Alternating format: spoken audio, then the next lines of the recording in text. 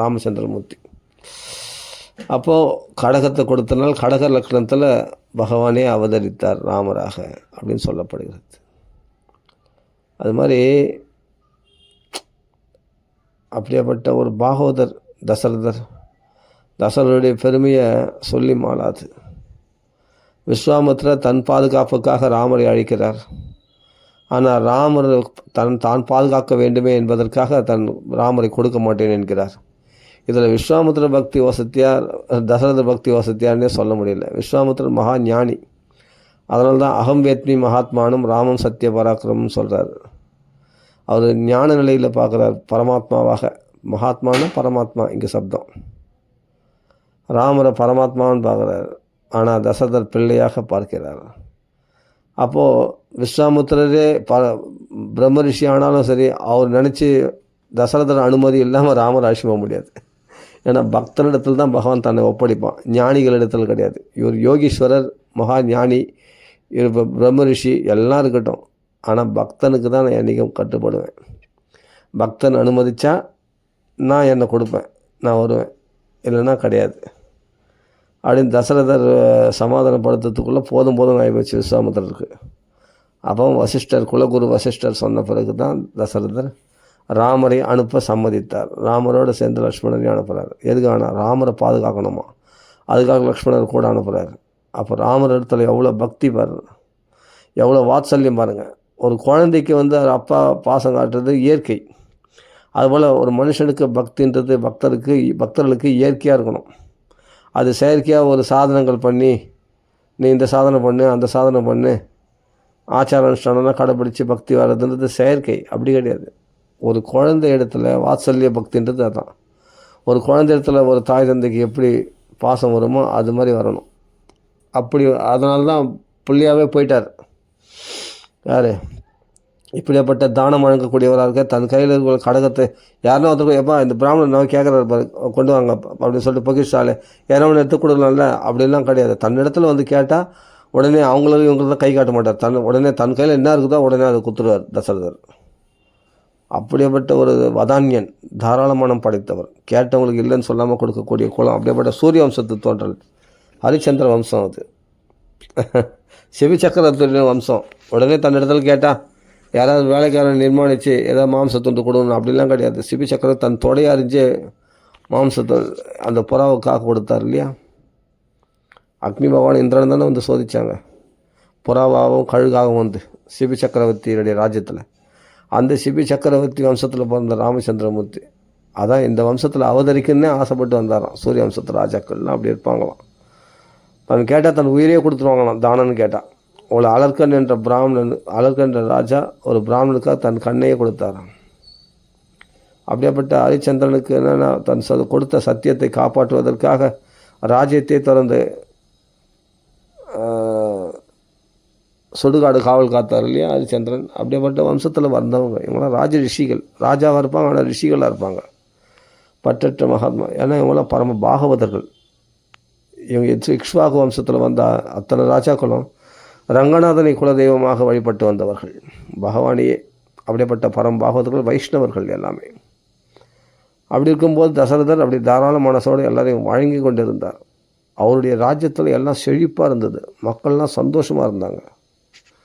அப்போது தசரதரை புகழ்வதுன்னா தசரதருடைய பக்தியினால் ராமருடைய அனுக்கிரகம் அப்படி பரிபூர்ணமாக இருந்தது. அதனால தான் இவருக்கு பிள்ளையே கொடுக்காமல் இருந்தார் ரொம்ப நாளாக பகவான். 60,000 வருஷம் புத்திரன் தானே பிறக்கணும்னு ஆசைப்பட்டு தான். வேறு யாருன்னா மூத்த புத்திரனாக வந்தால் மூத்த புத்திரனத்தில் தான் பட்டத்தில் அதிகமாக இருக்கும்னு சொல்லிட்டு நமக்கெல்லாம் பாசம் காட்டாமல் போயிட போகிறாருன்னு சொல்லிட்டு தானே மூத்த புத்திரனாக பிறக்கணுங்காக அவருக்கு பல மனைவிகள் இருந்தாலும் அந்த மனைவிகள் ஒருத்திகள் கூட பிள்ளை பிறக்காதபடி பகவான் ஏற்பாடு பண்ணார். அது 60,000 வருஷம் பிள்ளை இல்லைன்னா அது பாபத்தினால் இல்லை, அது பகவானுடைய அனுகிரகத்தினால. தானே பிள்ளையாக வரணும்னு ஆசைப்பட்டு 4 பிள்ளைகளாக அவதரித்தார். எல்லாம் பகவானுடைய திட்டம். அது ஒரு சாபமாக நினச்சி ஏதோ பாவம் பண்ணிட்டோம், அதனால தான் நமக்கு பிள்ளை பாக்கியம் இல்லை அப்படின்னு அஸ்வமேத யாகம் பண்ண ஆரம்பித்தார். அஸ்வமேத யாகத்தினால பாவம் போய்டும்னு நினச்சார் யார்? தசரதர். அதுக்கு பிறகு பாவம் போன பிறகு தான் இப்போ நம்ம பவித்திரமாயிட்டோம். பவித்திரமான பிறகு இப்போ நம்ம பகவானை பிரார்த்தனை பண்ணால் புத்திரன் கொடுப்பான்றதுனால தான் புத்திர காமேஷ்டி யாகம் பண்ணார். முதல் பாபத்தை போக்குவதற்காக அஸ்வமேத யாகம் பண்ணார் தசரதர். அதுக்கு பிறகு புத்திரனை பகவானே புத்திரனாக வருவான்னு நினச்சி பார்க்கல இவர். நம்ம ஏதோ பாபத்தினால இவர் சாதாரண பௌதிகமாக நினச்சார். ஆனால் பகவான் ரங்கநாதனை உயிருக்கு உயிராக வழிபடுறாரு. ஆனால் பகவான் வருவான்னு இவருக்கு தெரியாது. ஆனால் பகவானத்தில் பக்தி அதிகம். ஆனால் ரொம்ப நாளாக புத்திரன் இல்லாததுனால புத்திர பாக்கியம் வேணும்னா நம்மளுக்கு இவ்வளோ நாளாக புத்திரன் இல்லையே, ஏதோ ஒரு பாவம் தானே, அந்த பாவத்தை போக்குவதற்கு அஸ்வமேத யாகம், ராஜாக்கள் பண்ணக்கூடியது அஸ்வமேத யாகம். அந்த அஸ்வமேத யாகம் பண்ணார். பண்ணி முடிச்சுட்டோடனே பாவம் போயிடுச்சு. இப்போ நம்ம புத்திரகாமேஷ்டி யாகம் பண்ணால் உடனே பகவான் அவதரிப்பார், புத்திரகாமேஷ்டி யாகம் பண்ணுறார். அதனாலலாம் இல்லை. பகவான் பிதரம் ரோச்சயாமாச சர்வதா பிராப்சியதே. நீ யாகம் பண்ணி யாகம் பண்ணாகாட்டிப்போ, வசிஷ்டர் சொல்கிறார், நீ யாகம் பண்ணி யாகம் பண்ணாகாட்டிப்போ உன் பகவான் நினச்சிட்டான் உனக்கு மகனாக பிறக்கிறது. அப்போ வசிஷ்டர் மட்டும் யாரும் எப்படி தெரியும்னா, வசிஷ்டர் பிரம்ம ரிஷி, ஜபதாம், அவர் ராமநாமத்தை அனவரதம் ஜபிக்கக்கூடியவர். எல்லாமே ராம் பக்தர்கள் தான். அங்கே இருக்கிறவங்க எல்லாமே ராமாயணத்தில் பாகவதத்துலேயே அது பல தெய்வங்கள் பல அவதாரங்கள் வரும். ஆனால் ராமாயணத்தில் ஆரம்பத்துலேருந்து முடிவு வரைக்கும் ஒரே தெய்வம் தான், ராமன் மட்டும்தான். வேறு தெய்வம் கிடையாது. பரதெய்வம் யாருன்னா ராமன் தான். அதான் சொல்கிறேன், சர்வலோகசிய இஷ்ட தெய்வம் எல்லா லோகத்துக்கும். ராமர் காலத்தில் திரேதா யுகத்தில் ராமர் தான் எல்லாருக்கும் இஷ்ட தெய்வமாக இருந்தாராம். தேவர்களுக்கு, கந்தர்கள், யக்ஷர்கள் எல்லாருக்கும் இஷ்ட தெய்வமாக யாருன்னா ராமர் தான் பிரீத்திகரமாக இருந்தாராம். அப்போ சர்வலோக பிரியா, சர்வலோகத்துக்கும் பிரியம் உள்ளவனாக இருந்தாராம் பகவான். சர்வலோக பிரியா அப்படின்னு சொல்லப்பட்டிருக்கு ராமாயணத்தில். தேவர்களுக்கு, கந்தர், யக்ஷர் எல்லாருக்கும் பிரியம் உள்ளனா ராமன் தான். தன் இஷ்ட தெய்வம் யாருன்னா ராமன் தான் சொல்லுவாங்களாம். அதுக்கு பிறகு அந்த ராமனை கிருஷ்ணனாக வந்த பிறகு அப்புறம் கதை வேறு. ஆனால் ராம் பக்தர்கள் என்றைக்கு ராம் பக்தர்களாகவே இருந்தாருங்க, வேறு தெய்வத்துக்கு மாறல. ஆரம்பத்துலேருந்து முடி வரைக்கும் ராமாயணத்தில் பார்த்தா ராமரே தெய்வமாக இருந்தாங்க. அந்த ராம் பக்தர்களாக தான் இருந்தாங்க எல்லாமே, தசரதர் எல்லாம், கௌசல்யா எல்லாம். அப்போ தசரதர் பக்தி மட்டும் எடுத்து அனுபவிச்சுட்டு முடியுமான்ட்டு நான் பார்த்தா என்னால் முடியல. ஒவ்வொரு விஷயமும் பார்க்கும்போது அவ்வளோ தசரதருடைய ஆழ்ந்த மனசை நினச்சி பார்க்கும்போது அவருடைய பக்தி எல்லை காண முடியல. சரி, தசரதர் பக்தியாக முழுசாக சொல்லிடலான்னு பார்த்தா சொல்ல முடியல. என்னால் எழுதி பார்த்தா நோட்ஸ் எழுத முடியல. அவ்வளோ விஷயங்கள் வெளியே வந்துகிட்டே இருக்குது. நான் தசரதை பற்றி என்னடா இது எங்கடா போய் முடியாது. வால்மீகி பச்சை ஏற்றுனார் பாரு, அது அப்படியே ஃபஸ்ட்டு போக வேண்டியது தான் வேலை. அப்போ அதான் பெஸ்ட்டு. அப்போ அதனுடைய நுணுக்கங்களை, ஆழ்ந்த கருத்துக்களை யோசித்து பார்க்கும்போது எங்கேயோ போயிடும். அப்போ தசரதர் ராமர் பகவான் நினச்சதுனால தசரதர் பிதரம் ரோச்சையாம், இவர் அப்பாவை அடையணும்னு, இவருக்கு புள்ள வேணுமோ இல்லையோ, பகவான் இவரை ரிசர்வேஷன் பண்ணிட்டார். அதனால் யாரும் புள்ளி அனுப்ப மாட்டேன்றார். 60,000 வருஷம் இவர் கோயில் குளம்லாம் ஏறி இறங்கி எத்தனையோ அஸ்வமேதியாகம் என்னென்னோ பண்ணி பார்த்தார். அப்போல்லாம் கூட என்னென்ன ஹிஸ்ட்ரிலாம் எத்தனையோ கிரியானுஷ்டானங்கள்லாம் பண்ணி பார்த்தாரு. புத்திரனை புத்திரனை பிறகு என்னென்னலாம் பண்ணி பார்த்தாரோ எத்தனையோ விரதங்கள்லாம் இருந்தார். அதுக்கெல்லாம் பகவான் புள்ளியே கொடுக்க மாட்டேன்ட்டார் தசரதருக்கு. ஏன்னா தானே புள்ளியாக வரணும் ஆசை. பிதரம் ரோச்சையாமாசை, உனக்கு புள்ள வேணுன்றது இருக்கட்டும், எனக்கு அப்பா வேணும், அது நீ தான் அப்பா வேணும். யார்? தசரதர் தான் அப்பா வேணுமா. அதுக்கு ஆசைப்பட்டு, ஏன்னா அப்படியேப்பட்ட மகாத்மாவான் தசரதர். தசரதர் ராஜ்யத்தில் எல்லாமே செழிப்பாக இருந்தால். தசரதர் அப்படியேப்பட்ட ரிஷி, ராஜ ரிஷி, எதிலும் பட்டவராக இருந்தார். 10 திக்குன்னு ரதம் சொல்லுமா தசரதர். இவருக்கு அவ்வளோ மரியாதையான். இந்திரனாக வந்தான்னா எழுந்து நிற்பானான் தசரதர் வந்தாருன்னா. இந்திரனை ஏன்னா சம்பராசுரனை வதம் பண்ணுறதுக்கு தசரதர் உதவி பண்ணியிருக்கார் இந்திரனுக்கு. ஏன்னா தசரதருக்கு இந்திரனால் ஆக வேண்டியதில்லை, இந்திரனுக்கு தசரதரால் ஆக வேண்டியது இருந்து தான் எத்தனையோ தடவை. அதனால் சண்டைக்கெல்லாம் அடிக்கடி என்னென்னா சூரிய வம்சத்து ராஜாக்களை தான் கூப்பிடுவானாம் இந்திரன். ஏன்னா தேவலோகத்தில் கஷ்டம்னா இவங்க போய் அதை அந்த பிரச்சனையை இவங்க போய் தீர்த்து வச்சுட்டு வருவாங்க. ஆனால் தேவலோகத்துக்கு ஆசைப்பட மாட்டாங்க. அயோத்தியில் உள்ள ரங்கநாதனை வழிபடுறது தான் இவங்க ஆசை உடையவர்கள். யார்? தசரதர் போன்ற ராஜாக்கள்லாம். அப்படியேப்பட்ட சூரிய வம்சத்து ராஜாக்கள் சாதாரணமானவங்க கிடையாது. ஆமாம், அதனால தான் எவனுமே அயோத்தியை பிடிக்கணும்னு நினைக்கிறவன் யுத்தத்தினால பிடிக்க முடியாதான். தேவர்களே வந்தால் கூட அதான் சொல்கிறேன், தேவர்களே உதவிக்கு அழைக்கிறாங்க அயோத்தியில் உள்ள ராஜாக்கள்னால் தசரதர்னா. அப்போ எப்படியாப்பட்ட ராஜாக்களாக இருந்திருப்பாங்க யோசித்து பார்த்துக்கணும். சூரிய வம்சத்து ராஜாக்கள் அப்படியேப்பட்ட வீரதீர பராக்கிரமசாலிகளாக இருந்தவர்கள். அதனால் இந்த தசரதருடைய பக்தின்னு பார்த்தா நம்பர் 1. அவரை மாதிரி பக்தி பண்ணவங்க யாருமே கிடையாது. ராமரை பிரிஞ்சால் இந்த உலகமே சூன்யமாக போயிடுந்தா. சூன்யமாக போச்சு, அவருக்கு கண்ணு தெரியாமல் போயிடுச்சு, இருட்டாகி போச்சான் உலகமே. ராமரை பார்த்த இந்த கண்கள் வேறு எதையும் பார்க்கக்கூடாதுன்னு நினச்சார். அதே மாதிரி கண்ணு போயிடுச்சார். கண்ணு சரியாக தெரில. கௌசல்யா என்னை தொட, நீ எங்கே இருக்கிறன்னு எனக்கு தெரில அப்படின்றார் தசரதர். கண்ணு போயிடுச்சு. ராமரோடு என் கண் பார்வையும் போயிடுச்சுன்றார். ராமரை பார்த்து இந்த கண்களால் வேறு எதையும் நான் பார்க்க விரும்பலை அப்படின்ட்டார். அதுதான் தசரதனுடைய பக்தி. அது மட்டும் போல் உயிரும் போயிடுச்சு ராமரோடவே. ராமா ராமா ராமான்னு புலம்பி, கைகையை மகாபாதகி இப்படி பண்ணிட்டியாடி, ராமனை விட்டு என்ன பிரிச்சிட்டியே அப்படின்னு புலம்பி ராமா ராமா ராமா, இந்த அழகான முகத்தை மறுபடியும் எப்படா பார்ப்பேன் நான்? 14 வருஷம் பொறுத்து பார்ப்பவர்கள் மனுஷர்கள் என்று சொல்லாமா? அவங்களாம் தேவர்கள் அல்லவா உன்னை பார்ப்பவர்கள் என்று அப்படியே நினச்சி விட்டார். 14 வருஷம் பொறுத்து ராமர் தரிசனம் அளிக்கிறார். தேவலோகத்திலிருந்து வந்து ராமரை பார்க்கும்படி ஏற்பாடு பண்ணுறார் ராமர்.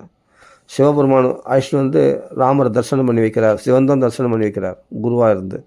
தசரதர் சிஷ்யன் போல பரமாத்மாவாகிய பரபிரம்மமாகிய ராமரை தரிசனம் செய்து வைக்கிறார் சங்கரன் சிவபெருமான். அதான் இருக்குது ராமாயணத்தில். இதெல்லாம் காண கிடைக்குது. அப்படியே லட்டாக அனுபவிக்கலாம். கொஞ்சம் கம்பேரிசன். அது எதுவும் யுத்த காண்டத்துக்கு போயிடணும் டக்குன்னு பாலகாண்டத்தில் எல்லாத்தையும் பார்க்கணும். அயோத்திய காண்டத்தில் போது எல்லாத்தையும் கம்பேர் பண்ணி பார்த்தா ராமாயணத்தில் வியாக்கியானம் ராமாயணத்துலேயே எடுக்கணும். வெளியில் எங்கேயும் போகக்கூடாது. போனால் மனசு ராம் பக்தி கெட்டு போயிடும். பாலில் கொஞ்சோண்டு புளிப்பு கலந்து போச்சுன்னா அது தயிராக தெரிஞ்சு போயிடுது இல்லையா பாலில். ஆமாம், எல்லாம் கெட்டு போயிடும். அந்த எசன்ஸ், அந்த லாக்டோஜன், அந்த இனிப்பு, அந்த பாலில் உள்ள லாக்டோஜன் போகக்கூடாதுன்னா அது கொஞ்சம் கூட அந்த புளிப்புத்தன்மை எதுவும் படக்கூடாது. வேறு எந்த தெய்வத்தையும் கலக்கக்கூடாது. ராமாயணம்னா பியூரான ஒரு பால். அதில் எதையும் கலந்துட்டால் கெட்டுப்படும் பக்தி. ராம் பக்தினா ராமர் மட்டுமே அங்கே பரதெய்வமாக இருக்கணும். ராம பக்தியிலேயே தெளிக்கணும். அப்படியேப்பட்ட தசரத சக்கரவர்த்தி பார்த்தா அப்படி இருந்தார். ராம பிரீத்திக்காக ராமர் அனுகிரகம் பண்ண நினச்சார். அதனால தான் பிள்ளையை கொடுக்காமல் இருந்தார் 66 வருஷம். அது அனுகிரகம். இவர் என்னன்னா தன்னுடைய பாவம்னு நினச்சார். கிடையாது. அப்புறம் புத்தகம்னா ரிஷ்யசுங்கர் மூலமாக. அப்போ ரிஷ்யசுங்கர் எதுக்காக பிரம்மச்சரியம் கேட்டதுன்னா ராமர் வரவுக்காக தான், நல்லதுக்காக தான். அங்க தேசத்துக்கு உலகத்துக்கு க்ஷேமம் ஏற்படணும்னா மகான்களை தங்களை ஒழிச்சிப்பாங்க. மகான்களை பிரகடனப்படுத்துறதே யாருன்னா பகவான் தான். ரிஷ்யசங்கர் என்ன பண்ணுறாரு? ஆசிரமவாசியாக இருக்கிறாரு. விபாண்டக மகரிஷிக்கு பணிவிடை செய்து கொண்டு வேதாத்தியனம் செய்து கொண்டு இருக்கிறார். எப்போதும் ஆசிரமவாசியாக. இவரெல்லாம் தங்கள் தேஜஸை ஒழித்து கொண்டிருப்பார்கள். மகா தேஜஸ்வி. அப்படியேப்பட்ட தந்தைக்கு பணிவிடை பண்ணுறது அவ்வளோ விசேஷம். அதெல்லாம் பார்த்தா திரேதா யுகத்தில் பார்த்தா தந்தைக்கு பணிவிடை பண்ணுற விசேஷம். பரசுராமர் உதாரணமாக சொல்லுவார். நிறைய உதாரணம் சொல்லுவார். சகர மன்னர்கள் பிள்ளைகள் 60,000 பேர் தந்தைகளுடைய கட்டளை அனுசரித்து நடந்த அந்த விஷயத்துலலாம் நிறைய சொல்லுவாங்க. சூரியவம்ச ராஜாக்களே அப்படி இருப்பாங்க. தர்மத்தை படி வாழக்கூடியவர்களாக இருப்பாங்க. அப்படி இருக்கும்போது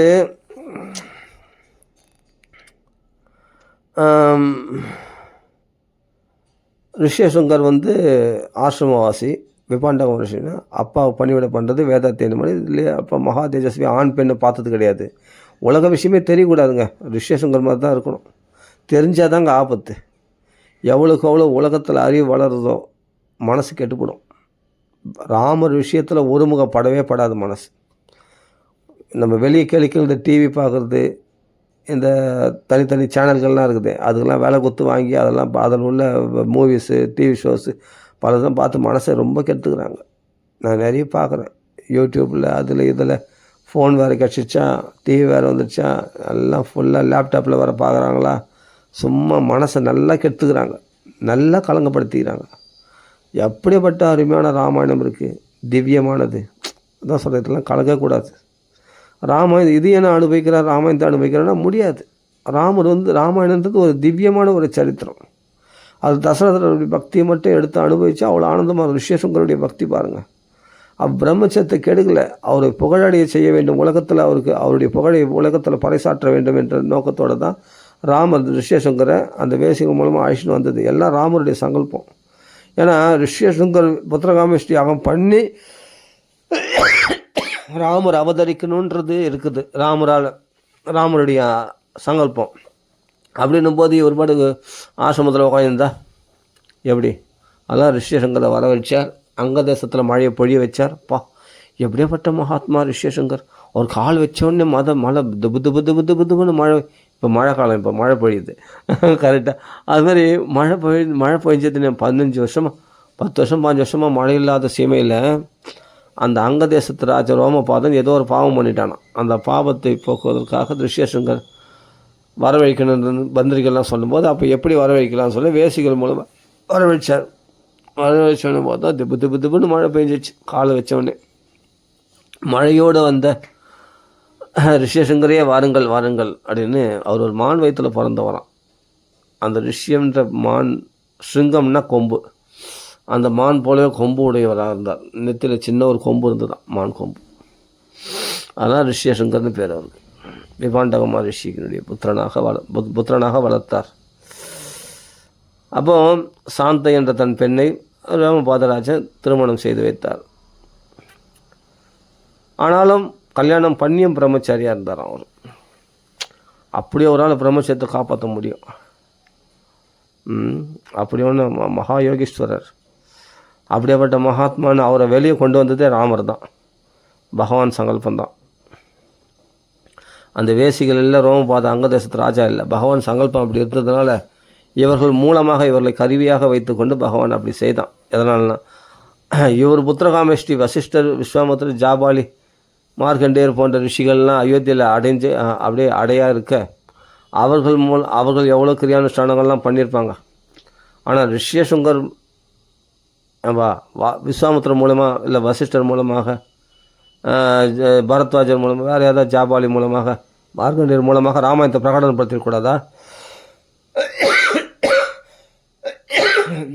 அதுனா வழிப்பறி செய்து கொண்டிருக்கிற பாதகங்களை செய்து கொண்டிருக்கிற வால்மீகி மூலமாக தான் ராமாயணத்தை பிரகடனப்படுத்தணுமா? அப்போ தான் உலகத்துக்கு புரியும். பாவிகள் கூட என்னிடத்தில் நெருங்கலாம் அப்படின்னு நான் ஆசைப்பட்றேன். அவர்களை தனக்கு திருவள்ளுவர் அழைச்சிக்கணும் அப்படின்னு ஒரு பாவி ஒரு பவித்திரமாகி பதித்த பாவனை சீதாராமனு என்னை புரிஞ்சிக்கிட்டு அப்போ எல்லோரும் என்னை தேடி வருவாங்க இல்லையா? ஒரு பாவியாக வால்மீகி கூட பவித்திரமாகி வால்மீகி பிரம்மரிஷி ஆகி அவர் வாக்கால் ராமாயணம் சொன்னால் அதுதான் அரங்கேற்றம் ஆகணும் அப்படின்னு தெய்வ சங்கல்பமாக இருக்கும்போது, அந்த காலத்தில் ரிஷிகளுக்கு பஞ்சமான வசிஷ்டர், பரத்வாஜர், அப்படியேப்பட்ட எவ்வளோ பேர் ஆங்கிரஸ் முனிவர்லாம் தேவலர்லாம் இருந்தாங்க. இவங்க மூலமாக ராமாயணத்தை பிரகடனப்படுத்தக்கூடாதா? அது என்ன வால்மீகி தேர்ந்தெடுத்தார் பகவான் தான். ஆமாம், ஒரு பாவி. இதெல்லாம் மகான்களுக்கு தெரியும். பிரம்மரிஷியாக வசிஷ்டர்கள்லாம் விஸ்வாமித்திரர்லாம் தெரியும். அவர் மூலமாக தான் ராமாயணம் பிரசித்தமாகணும். அப்போ தான் மக்கள் தான் பாவம் பண்ணிட்டோமே, நம்மளாம் ராமர்கிட்ட போகலாமா, ராமநாமம் சொல்லலாமா அப்படின்னு தயங்காது, தைரியமாக வரலாம். ஏன்னா வால்மீகி அப்படி இருந்தவர் தானே, மகா பாவியாக இருந்தவர், பவித்திரமானவர் தானே. நாரதரால், சப்த ரிஷிகளாலும் சொல்லுவாங்க சில பேர். ஓகே, அவர் ராமநாமம் சொல்லி பவித்திரமாயிருக்காருன்னா நாமளும் பவித்திரமாக கொஞ்சம் தைரியமாக வருவாங்க. அப்போ அகலிய சாபம் மோட்சணமும் வால்மீகியுடைய கதையும் தான் நம்மளுக்கு ஆறுதல் கொடுக்குது. நம்மளும் பாவம் பண்ண சரி பரவாயில்ல, நம்ம பாவங்களையும் போக்கிக்கலாம் ராமநாமத்தினால, ராமாயணத்தினால அப்படின்னு தைரியம் கிடைக்குது இல்லையா ராமர் இடத்துல வரத்துக்கு. அதுதான் பகவானுடைய ஏற்பாடு. அது மாதிரி ரிஷியசுங்கரையும் பிரகடனப்படுத்தி அவர் மூலமாக புத்திரகாமேஷ்டி ஆகுனா ரிஷியசுங்கருடைய பெருமை வரணும் இல்லையா?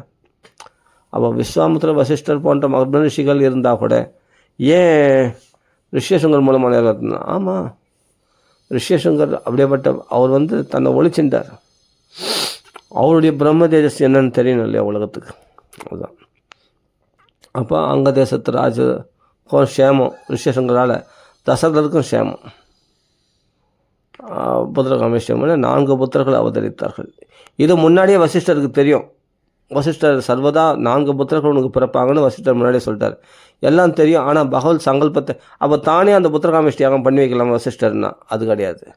பகவான் சங்கல்பம் அப்படி கிடையாது. ரிஷியசுங்கர் மூலமாக தான் நடக்கணும்னு இருக்குது. அதுதான் சுமந்திரர் சொல்கிறார். சனத்குமார் என்ற மகரிஷி கிருதயுகத்திலே சொல்லியிருக்கார் எங்களை.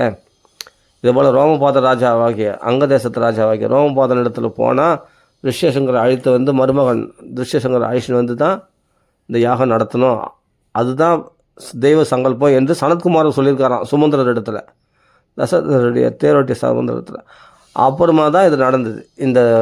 இதெல்லாம் எல்லாம் பகவானுடைய திட்டம், ஏற்பாடு. ராவண வதத்துக்காக பகவான் அப்படி அவதரிக்கணும்னு பகவான் சங்கல்பிச்சிருக்கானாம். இது பல ரிஷிகள் மூலமாக, சனத்குமார் மூலமாக.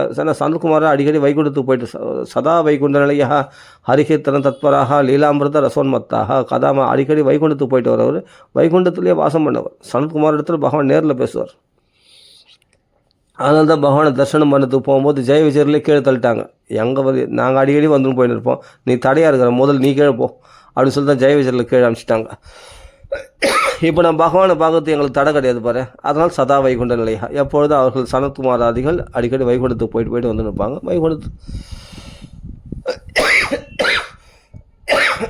அப்போ சதா வைகுண்டத்திலே வாசம் பண்ணாலும் வாசம் பண்ணிடுவாங்க சனகாதி முனிவர்கள் அப்படிப்பட்டவங்க. அப்போ சனத்குமாரர் பகவான் சங்கல்பத்தை கேட்டு தெரிந்து கொண்டு அதை சுமந்திர இடத்துல சொல்லியிருக்கார். அங்கே சபையில் சொல்லியிருக்கார், பல பேர் முன்னில் அது சுமந்திரர் கேட்டிருக்கார். சுமந்திரர் வந்து தசரதரோட பெரியவர். ஆமாம், சுமந்திரர் வந்து தசரதரோட பெரியவர். அவர் கிருதயுகத்திலேருந்தே இருந்திருக்கிறார். சுமந்திரர் அந்த காலத்தில் அப்படி வாழ்ந்திருக்காங்க. தீர்க்காயுஷா நரா சர்வேன்னு அப்படி வாழ்ந்திருக்காங்க. சத்திய நிஷ்டையில் இருக்கிறவங்களால தீர்க்காயுஷாக வாழ முடியும். திரேதாயுகத்தெல்லாம் ஆயுஷ் அதிகம். அப்போ தர்மம் வந்து செழிப்பாக இருந்த காலத்தில் திரேதாயுகம் நடக்கும்போதே கிருதயுகம் போல் இருக்குமா தர்மத்துக்கு 4 பாதங்களோட. சரி, அதெல்லாம் போகட்டும். அப்படி இருக்கும்போது இந்த புண்ணிய கதைகளை பேசும்போது மனசு எவ்வளோ தெம்பாக இருக்குது பாருங்கள், உற்சாகமாக இருக்குது, கேட்க சொல்கிறதுக்கே ஆசையாக இருக்குது. அப்படின்னும்போது அப்போ தசரதர் நினச்சி பகவான் அவதரிக்கலை. பகவான் நினச்சதுனால தசரதுக்கு பிள்ளை இல்லாத போது பிள்ளை இயக்கம் அதிகமாகிடுச்சு. பிள்ளை இயக்கம் அதிகமாகி இப்போ பிள்ளை பிறந்தாங்கன்னா அந்த பிள்ளை இடத்துல பாசம் அதிகமாக இருக்கும். அப்போ தான் பக்தியை பெருக செய்வதற்காகவே நீண்ட நாட்களாக பிள்ளை இல்லாமல் பண்ணிட்டாராம் பகவான். எத்தனை விஷயம் வெளிவருது பாருங்கள். இப்போது 60,000 வருஷம் புத்திரன் பிறக்காதுன்னா பகவான் சங்கல்பம் சொன்னேன். அடுத்தது பாருங்கள், இப்போ என்ன நான் ஏன் 60,000 வருஷத்தில் என்ன ஏக்கம் அதிகமாகிடும். பிள்ளைங்களை வச்சு நிறுவனம் பார்க்கும்போதெல்லாம் போகாமையாக இருக்கும். ஆஹா, இவரெல்லாம் பிள்ளை கட்டிருக்கேன், நம்மளுக்கு மட்டும் பிள்ளை இல்லையே, இத்தனை மனைவிகள் கல்யாணம் பண்ணியிருக்கேனே, ஆனால் எனக்கு மட்டும் புத்திரன் கொடுக்கலையே பகவானே தேம்பி அழறாரு. ரங்கநாதங்கள் போய் அழறாரு.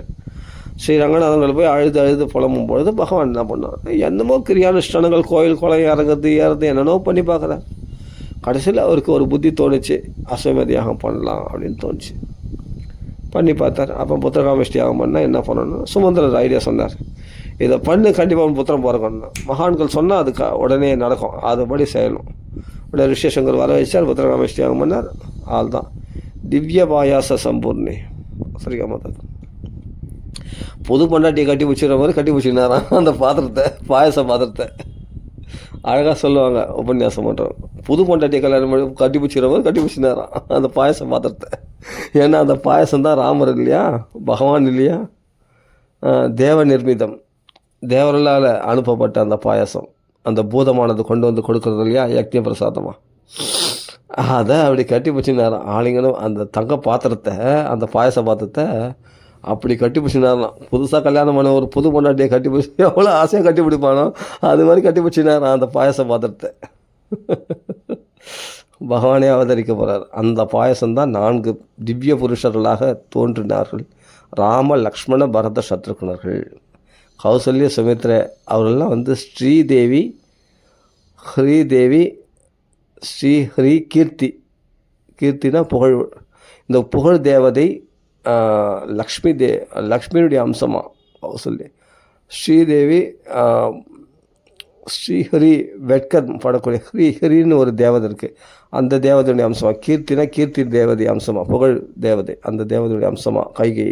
அப்படியேப்பட்ட மகாபதிவிரதைகள் அவர்கள்லாம். கௌசல்ய சுமித்ர கைகை நம்ம ஏதோ கதையாக சொல்லிடுறோம், அவங்களாம் தேவதைகள். அவங்களெல்லாம் அப்படியேப்பட்ட தசரதரையே விஷ்ணுவுக்கு சமமாக சொல்லுவாங்க. அப்படியேப்பட்ட பராக்கிரமசாலி. அப்படிங்கும்போது எல்லாமே திவ்ய புருஷர்கள் தான். நம்ம சாதாரணமாக ராமாயணம் ஒரு மனுஷ காவியமாக பார்க்குறோம், கிடையாது, எல்லாமே தெய்வீகமானவர்கள். ராமாயணத்தை படித்தா தெரியும். அப்போ பகவான் சங்கல்பம் எப்படி இருக்குது பாருங்கள். 60,000 வருஷம் புத்திரன் கொடுக்காம இருந்தால் அவருக்கு ஏக்கம் அதிகமாகும், பக்தி அதிகம். அப்போ வந்து ராமர் இடத்துல பிறக்காத புள்ள பிறந்திருக்கான்னு சொன்ன ராமனை பார்த்த உடனே எப்படி கொள்ளக்கூடிய பிரியமுண்டாங்க. இதுதான் பக்தின்னு பேர். இந்த பக்தி அதிகரிக்க செய்தான் பகவான் பக்தர்களுக்கு துன்பத்தை கொடுக்குறான். அது புரிஞ்சிக்கல. பகவானுடைய தேவை நீ உணரணும், பகவானுடைய தேவை அதிகமாக உனக்கு தெரியணும். அப்போ தான் பகவானுடைய வேல்யூ உனக்கு தெரியும். பகவானுடைய வேல்யூ இல்லாட்டி தெரியாமல் போய்டும் உனக்கு. சிம்பிளாக பகவான் கிடச்சிட்டான்னா. அப்போ கிடைக்காத ரொம்ப நாளாக இப்போ கிடச்சிதுன்னு சொன்னால் அதை என்ன பண்ணும், அதை பிடிச்சி வச்சுக்கணும், தக்க வச்சுக்கணுன்ற எண்ணம் வரும் இல்லையா.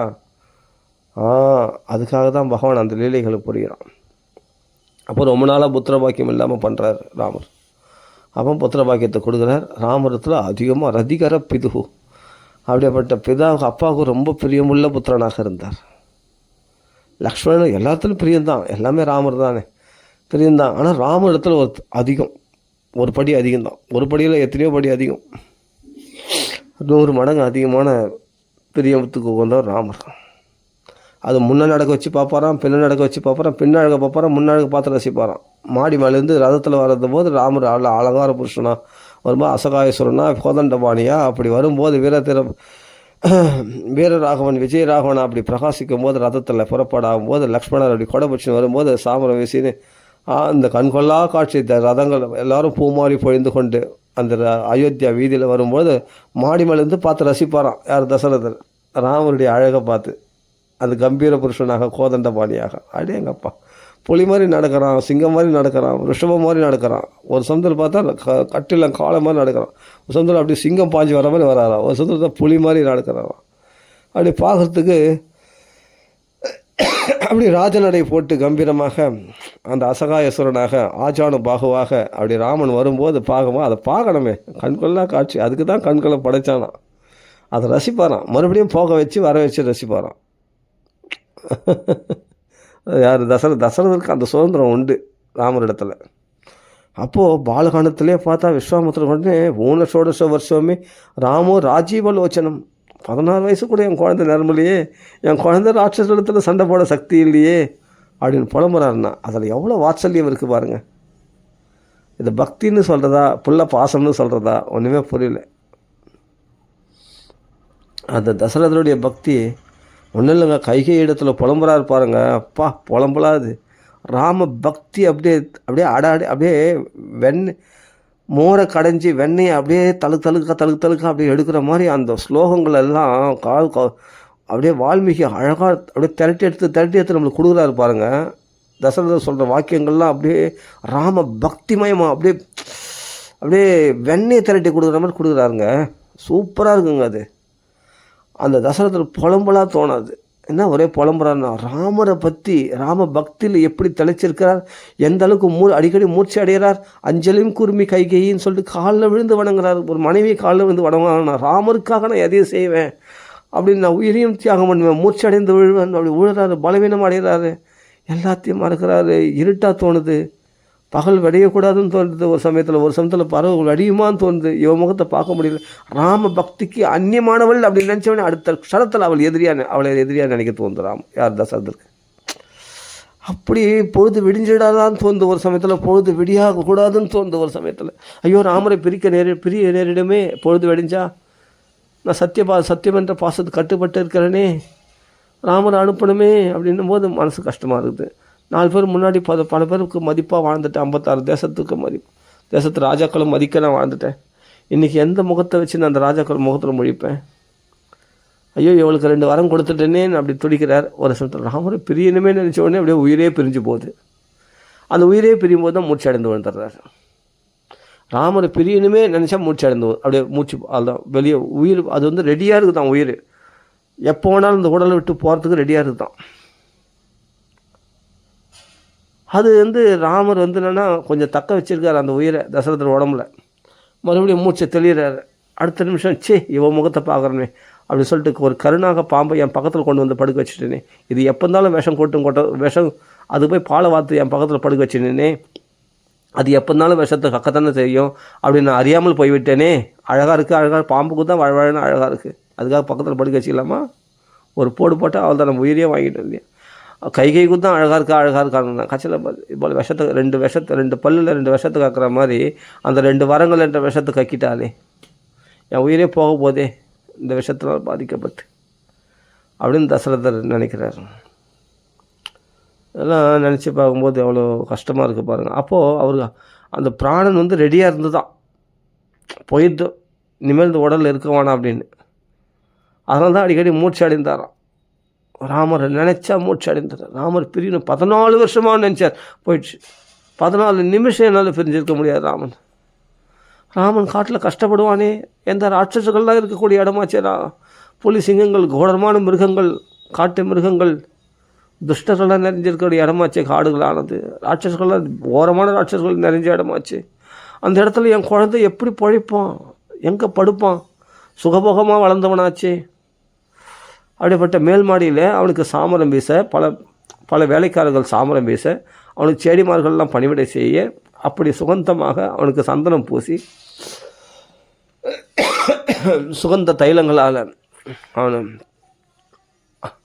அலங்காரம் பண்ணி அப்படிலாம் பண்ணுவாங்களே, அவனுக்கு அபிஷேகம் பண்ணி அப்படிப்பட்ட ஆராதனை பண்ணி அவனுக்கு நல்லா குளிப்பாட்டி நல்லா வஸ்திரபூஷணங்கள்லாம் கொடுத்து அப்படி திவ்ய புருஷனாக திவ்ய ஸ்கந்தத்தெல்லாம் அவனுக்கு பூசி சந்தனம்லாம் பூசி அப்படி ராஜபோகத்தோட செல்வமாக வளர்ந்தவனாச்சே என் குழந்தை.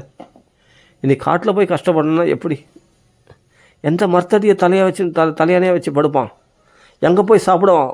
அவனுக்கு பார்த்தா அறுசுவை உணவு விதவிதமாக நான் தான் சமைச்சு போடுவேன். பல வேலைக்காரர்கள் சமையல்காரர்கள் காணலாம், நான் தான் சமைச்சு போடுவேன் ராமருக்கு. சரிப்பா, நம்மளுக்குள்ளே போட்டி வேணாம், நம்ம ஒரு நாளைக்கு நீ ஒரு நாளைக்கு நீ சமையல் செய்யப்பா, நீ ஒரு நாள் சமையல் சரி, ஆனாலும் ஒரே விதமான சமையல் வேணாம், நான் இந்த பலகாரம் செய்கிறேன், நான் இந்த பலகாரம் செய்கிறேன், அப்படி ருசி அப்படி பார்த்து செய்வாங்களாம். அப்படி தசரதர் சொல்கிறார், அப்படி அறுசுவை உணவை உண்டவனாச்சே, சுவையாக அப்படி கொண்டு வந்து கொடுப்பாங்கன்னா அந்த பக்திக்கு மெச்சி பகவான் அந்த சமையல்காரருடைய சமையலை ரசித்து சாப்பிடுவாராம் ராமச்சந்திரமூர்த்தி. அப்படி சாப்பிட்டவனாச்சே, சுகபோகமாக வளர்ந்தவனாச்சே, செல்வ மகனாச்சே, ராஜசக்கியங்களை அனுபவிச்சு. நீ திடீர்னு காட்டில் தருத்துனா அங்கே போய் எந்த பழங்களை கிழங்குகளை கிடைச்சா கிடைக்கும், ஒரு இடத்துல பழங்கள் ஒரு இடத்துல கிடைக்காது. அங்கெல்லாம் பார்த்தா விஷ ஜந்துக்கள் இருக்கும், பாம்பு மலைப்பாம்புகள்லாம் சுற்றி படுத்துன்னு இருக்கும். அதெல்லாம் இறகுகள்லாம் சிறகுகள் என்னது தழைகள், அந்த தழைகள்லாம் மூடப்பட்டு இருக்கும். போகிற வழியில் பாம்பு படுத்துருக்கும், திடீர்னு அது மெரிச்சிட்டா உடனே கடிச்சிடும். அப்போ அங்கே பாம்புகள்லாம் ஊர்ந்து செல்லுமே, இருட்டில் தெரியாதே. இருட்டில் நான் லைட்டாக போட்டுருக்கான் காட்டில், ஒரு விளக்கு கூட இருக்காது, தீப்பந்தம் எடுத்துன்னு தான் போகணும், ஜாக்கிரதையாக நடக்கணும். எங்கன்னா போகணுன்னா வரணும்னா எந்த சமயத்தில் எந்த மிருகங்கள் தாக்கமோ, காட்டு யானைகள்லாம் பயங்கரமாக இருக்குமா, காட்டு சிங்கங்கள்லாம் இருக்குமா, அதெல்லாம் சொல்கிறார். துக்க மதமனம்னு ராமரே சொல்கிறார். அப்படி துக்கம் நிறைந்து தான் மனம்.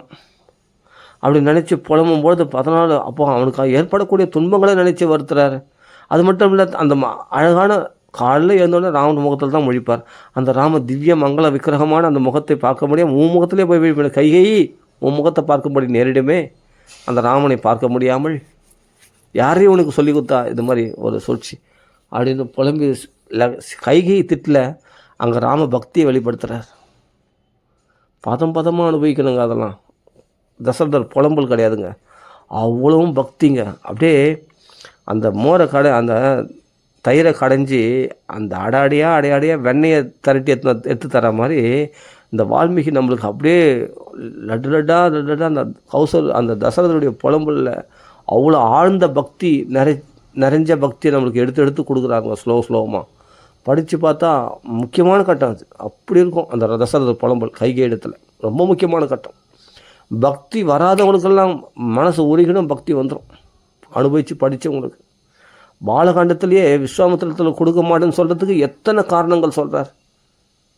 ராஜீவ லோச்சனகா, சாயங்காலமான கண்ணு சொருகிடும் அவனுக்கு, அவன் தூங்கிடுவான்.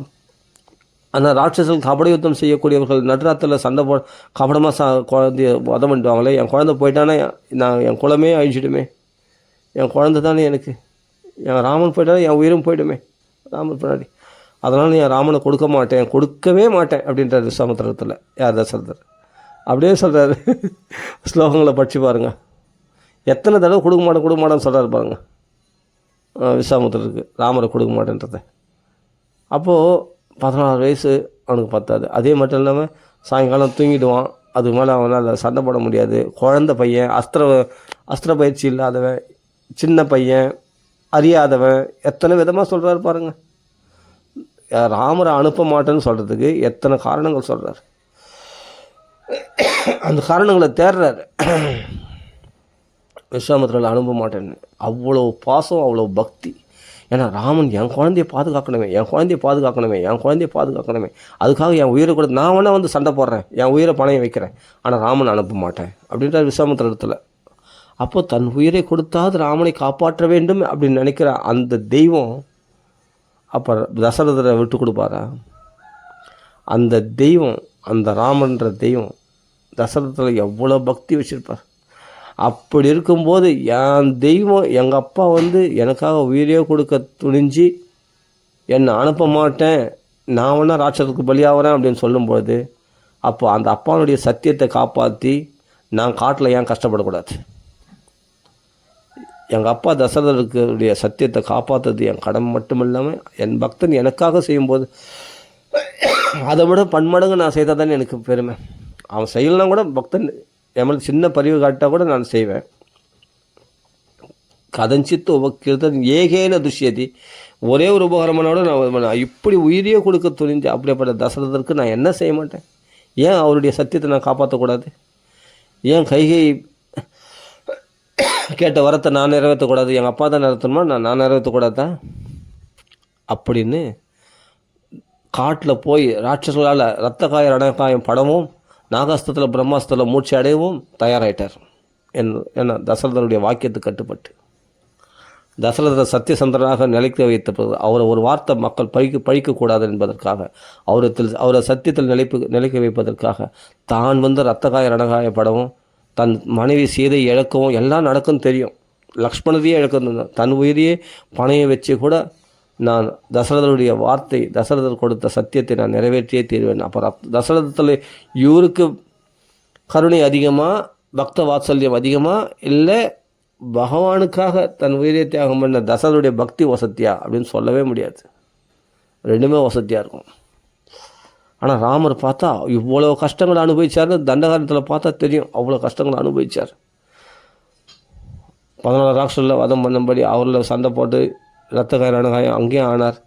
வானரில் போய் சரணாகதி அடைஞ்சு சீதையை நடைஞ்சு புலமுந்து அங்கங்கே அவஸ்தப்பட்டது. அப்போ வாலியை வதம் பண்ணும்படி நேர்ந்தது. சுக்கிரனிடத்தில் சரணாகதி அடைஞ்சது. சுக்கிரன் பரீட்சை பண்ண அந்த பரீட்சைக்கு உட்பட்டது. அது பிறகு என்னென்னா அவர் சீதையை நினச்சி புலம்பி அழுது. இந்த துன்பங்கள்லாம் ஏற்படும் தெரியாதா? காட்டுக்கு அடப்படலைன்னா அயோத்தியில் சுகமாக இருந்திருக்கலாம் இல்லையா ராமர்? காட்டுக்கு ஆரம்பிச்சது தசரதர் சொல்லலை. இன்னும் நல்லா புரிஞ்சுங்க. கைகை தான் சொன்னான், தசரதர் சொல்லவே சொல்லலை. காட்டுக்கு போன்னு சொல்லலை. ஆனால் தசரதர் இந்த நிலைக்கு எப்படி சொல்லுவார்? சொல்ல எப்படி மனசு வரும்? தன் பிரியத்துக்கு உகந்த ராமன் தன் தெய்வமாச்சு, தன் குழந்தையாச்சு. தெய்வமாக பார்க்கல, குழந்தையாக பார்க்குறார்.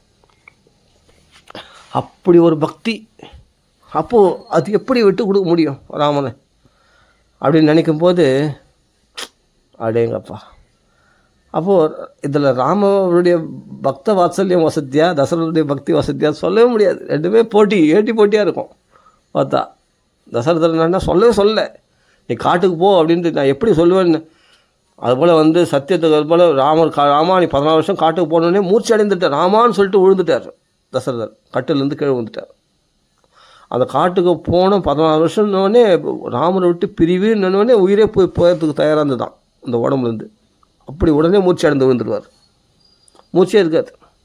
அப்போ தண்ணி குத்து இது பண்ணி அப்புறம் கொஞ்சம் கொஞ்சமாக அவர் ஆஸ்வாசப்படுத்தி மறுபடியும் பிராணனை உடம்புல வர வைப்பாங்க. உடம்புல பிராணனை மறுபடியும் வர வைப்பாங்க. இந்த டாக்டர்லாம் ஃபஸ்ட் எய்டு கொடுத்து அந்த மாரில் தட்டி குத்துன்னு குத்தி மாரில் அவருக்கு அந்த ஃபஸ்ட் எய்டு வர வைக்க மாட்டாங்க. மூச்சு வர வைக்க மாட்டாங்க. அது மாதிரி வர வைப்பாங்களாம். யார்? தசரதருக்கு. அடிக்கடி அப்படி மூச்சு அடைந்து போய்ட்டு வரோம். ராமர் பிரிவுனே உடனே உயிர் பிரிஞ்சிடுமா அந்த உடம்பு விட்டு. அந்த நிலையை அடைஞ்சிட்டார். கௌசல்யா அப்படி அடைஞ்சிட்டா 2-3 சமயத்தில். அப்புறமா தான் ஆஸ்வாசப்படுத்தி அவரில் ஏதோ அந்த உடம்பு அந்த உயிர் மட்டும் தக்கிடுது. உடம்புல எந்த சத்தும் கிடையாது அவங்களுக்கு. உடம்பை பற்றி சிந்தனையே கிடையாது. அப்படி ராமரை பிரிஞ்சு எத்தனையோ நாள் பட்டினியும் பசியமாக கௌசல்யா இருந்திருக்கா. அப்படி தசரதர் உயிரே போயிடுச்சு. அப்படி ராமருடைய பிரிவு 14 வருஷம்னே பெருசாக அவங்களுக்கு அது தாங்கிக்க முடியாது. அது ஹார்ட் அட்டேக்காக வந்துடும் அவங்களுக்கு. சொல்கிறேன் இல்லையா, அந்த மூச்சு அடைந்து விழுந்துடுவாங்க. அந்த பிரச்சனையை தவறி போய்டும் அவருக்கு, தசரதருக்கு. அடிக்கடி நிகழுது இது ராமாயணத்தில் பார்த்தா. இது மாதிரி பக்தி யாருங்க பண்ண முடியும் இன்றைக்கி? இதில் அல்ப பக்தி நம்மளுக்கு கிடைச்சா கூட அதெல்லாம் சொல்கிறேன், நம்மளால் பக்தி பண்ண முடியல. இப்படிப்பட்ட பக்தி பண்ண தசரதரை பற்றியாவது நம்ம நிறைய பேசலாமே. அந்த தசரனுடைய அனுகிரகம், அந்த மகாத்மாவுடைய அனுகிரகத்தினால கொஞ்சம் நெஞ்ச பக்தியாக நம்மளுக்கு வரும் இல்லையா? இதை பற்றி பேசுகிறதே பக்தி தானே, ராமாயணத்தை பற்றி. அப்போது அந்த மூர்ச்சி அடைந்த நிலையில் போகிறாருன்னா அப்போ கைகையை பிரிய காரணாத், கைகைக்கு பிரியம் செய்யணுன்ற விருப்பத்தோட பித்ருநிர்தேச அப்பாவுடைய கட்டளை என்ன, அது அப்பாவுடைய கட்டளையை எடுத்துட்டார் இவர்.